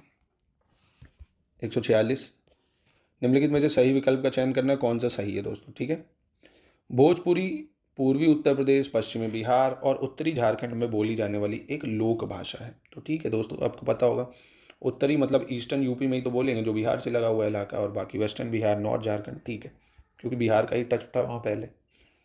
राष्ट्रीय जैविक खेती केंद्र फरीदाबाद उत्तर प्रदेश में स्थित है। कहाँ पे है? उत्तर प्रदेश में स्थित है कह रहा है। तो ये गलत हो जाएगा दोस्तों। राष्ट्रीय जैविक खेती केंद्र उत्तर प्रदेश में तो है, पर ये फरीदाबाद में नहीं है, गाजियाबाद में है। ठीक है, गाजियाबाद में। कृषि अनुसंधान परिषद लखनऊ उत्तर प्रदेश में स्थित है। ये ठीक है। और सोयाबीन की फसल मुख्यतः उत्तर प्रदेश के बुंदेलखंड क्षेत्र में उगाई जाती है। कहाँ पे? बुंदेलखंड क्षेत्र में। ठीक है, ये यानी 1, 3, 4 सही हो जाएगा। 1, 3, 4 बिल्कुल सही हो जाएगा। 147 देख लेते हैं। उत्तर प्रदेश के बरसाना में होली के त्यौहार पर लठमार होली मनाई जाती है। तो ये बिल्कुल सही पता होगा, लठमार होली टॉयलेट पिक्चर में भी देखी होगी। दूसरा कह रहा है उत्तर प्रदेश में मिड डे मील कार्यक्रम वर्ष 1995 में शुरू हुआ। कब हुआ? 1995 में। कानपुर को उत्तर प्रदेश का मैनचेस्टर कहा जाता है। ये भी सही हो जाएगा। क्यों? इंडस्ट्रीज़ बहुत थी यहाँ पे। ठीक है, चमड़े इंडस्ट्रीज़। रानी लक्ष्मीबाई बांध परियोजना उत्तर प्रदेश के ललितपुर जिले में बेतवा नदी पर है। कहाँ पर है? बेतवा नदी पर। ये भी सही है। चारों स्टेटमेंट सही हो जाएंगे। उत्तर प्रदेश के प्रमुख महोत्सव से संबंधित सवाल है। दोस्तों क्वेश्चन पूरे 150 देखा करो। आपको 150 में 150 थोड़ी आएंगे, किसी को नहीं आएंगे, मुझे नहीं आएंगे, पर कम से कम आइडिया लगेगा कि 90 सही करने अपने को, 150 नहीं कर, समझ लो। और 90 सब करोगे आप, अच्छे से प्रैक्टिस करोगे तो हो जाएगा। मैंने 3 बार कराया समझो प्रीलिम्स इसका, है ना। 2 बार मेंस लिख चुका हूँ मैं इसका, पीसीएस का, और यूपीएससी की तैयारी स्पेशली करी थी, फिर जाके इसको करा था मैंने। अब फिर इधर 1-2 साल से नहीं दे पा रहा हूँ कुछ रीजन्स की वजह से, है ना। तो इधर अब फोकस कर रहा हूँ सिर्फ यूपीएससी पे। चलिए खैर देखते हैं। 148 कह रहे हैं उत्तर प्रदेश के प्रमुख महोत्सव से संबंधित सही विकल्प का चयन करना है। गुणमुक्तेश्वर गंगा मेला हापुड़ में हुआ है। कहाँ हुआ है? हापुड़ में। ठीक है। देवा शरीफ मेला बाराबंकी का है। कहाँ का है? देवा शरीफ मेला बाराबंकी का है। कैलाश मेला दोस्तों ये वाराणसी का नहीं है, आगरा का है। और कजली महोत्सव महोबा का है। ठीक है, यानी आपका 1, 2, 4 सही हो जाएगा। 149 देख लेते हैं। उत्तर प्रदेश के कानपुर में परिधान एवं होजरी पार्क की स्थापना की गई है। Apparel and hosiery park was establish in Kanpur Uttar Pradesh. ठीक है। उत्तर प्रदेश के नोएडा में इलेक्ट्रॉनिक सिटी की स्थापना करी गई है। कहाँ पे? नोएडा में। भी ठीक है। उत्तर प्रदेश के शामली जिले में स्थित रेणुकूट एल्युमिनियम उद्योग के लिए प्रसिद्ध है। किसको कह रहा है ये? रेणुकूट को कह रहा है, एल्युमिनियम उद्योग के लिए फेमस है। तो ये दोस्तों सोनभद्र जिले में है, शामली में नहीं है। कहाँ है? सोनभद्र में है। ठीक है, सोनभद्र में स्थित रेणुकूट एल्युमिनियम उद्योग के लिए प्रसिद्ध है। चौथा कह रहा है उत्तर प्रदेश के सीतापुर और बीकानेर प्लाईवुड निर्माण के प्रमुख केंद्र हैं। सीतापुर और बीकानेर प्लाईवुड के लिए, यानी देखिए 1, 2, 4 बिल्कुल सही हो जाएगा। ये बिल्कुल ठीक है। 150 देखते हैं। निम्नलिखित में से सही विकल्प का चयन करना है। कौन सा विकल्प सही है ये बताना है। उत्तर प्रदेश का सबसे बड़ा पक्षी अभ्यारण्य लाख बहोशी पक्षी अभ्यारण्य। कौन सा? लाख बहोशी पक्षी अभ्यारण्य। उत्तर प्रदेश का सबसे छोटा पक्षी अभ्यारण्य पटना पक्षी अभ्यारण्य। कौन है? पटना पक्षी अभ्यारण्य। तीसरा कह रहा उत्तर प्रदेश का सबसे बड़ा वन्यजीव अभ्यारण्य महावीर स्वामी, नहीं, हाँ क्या है? महावीर स्वामी वन्यजीव अभ्यारण्य। तो ये दोस्तों उत्तर प्रदेश का सबसे बड़ा जो है वो हस्तिनापुर वन्यजीव अभ्यारण्य। पढ़ा होगा आपने। कौन सा? ये लिखा हुआ, इसमें भी अदला बदली कर लो। हस्तिनापुर वन्यजीव अभ्यारण्य है। और सबसे छोटा महावीर स्वामी वन्यजीव अभ्यारण्य है। ठीक है, सबसे छोटा कौन हो जाएगा? महावीर स्वामी वन्यजीव अभ्यारण्य, और सबसे बड़ा हस्तिनापुर, यानी 1 और 2 सही है। तो ये थे दोस्तों 150 क्वेश्चन, कैसे लगे कमेंट में बताओ। कितने हो गए? 7। अभी 3 टेस्ट और करा दूंगा आपको, क्योंकि 17 मार्च को प्रीलिम से डेट आ गई। किसी बहकावे में मत रहो कि जून में होगा, पेपर मार्च में ही होगा। 90 से 95% यही है। ठीक है, तो ठीक है, अभी तक RO यारो कैंसिल करो, अब इसके पीछे पढ़ो भाई। पढ़ना तो पड़ेगा, पढ़ाई पे फोकस करो। ठीक है, होगा जो होगा कैंसिल, तो अपना पेपर तो फिर देना पड़ेगा, तैयारी तो करनी पड़ेगी, रिवीजन तो करना पड़ेगा।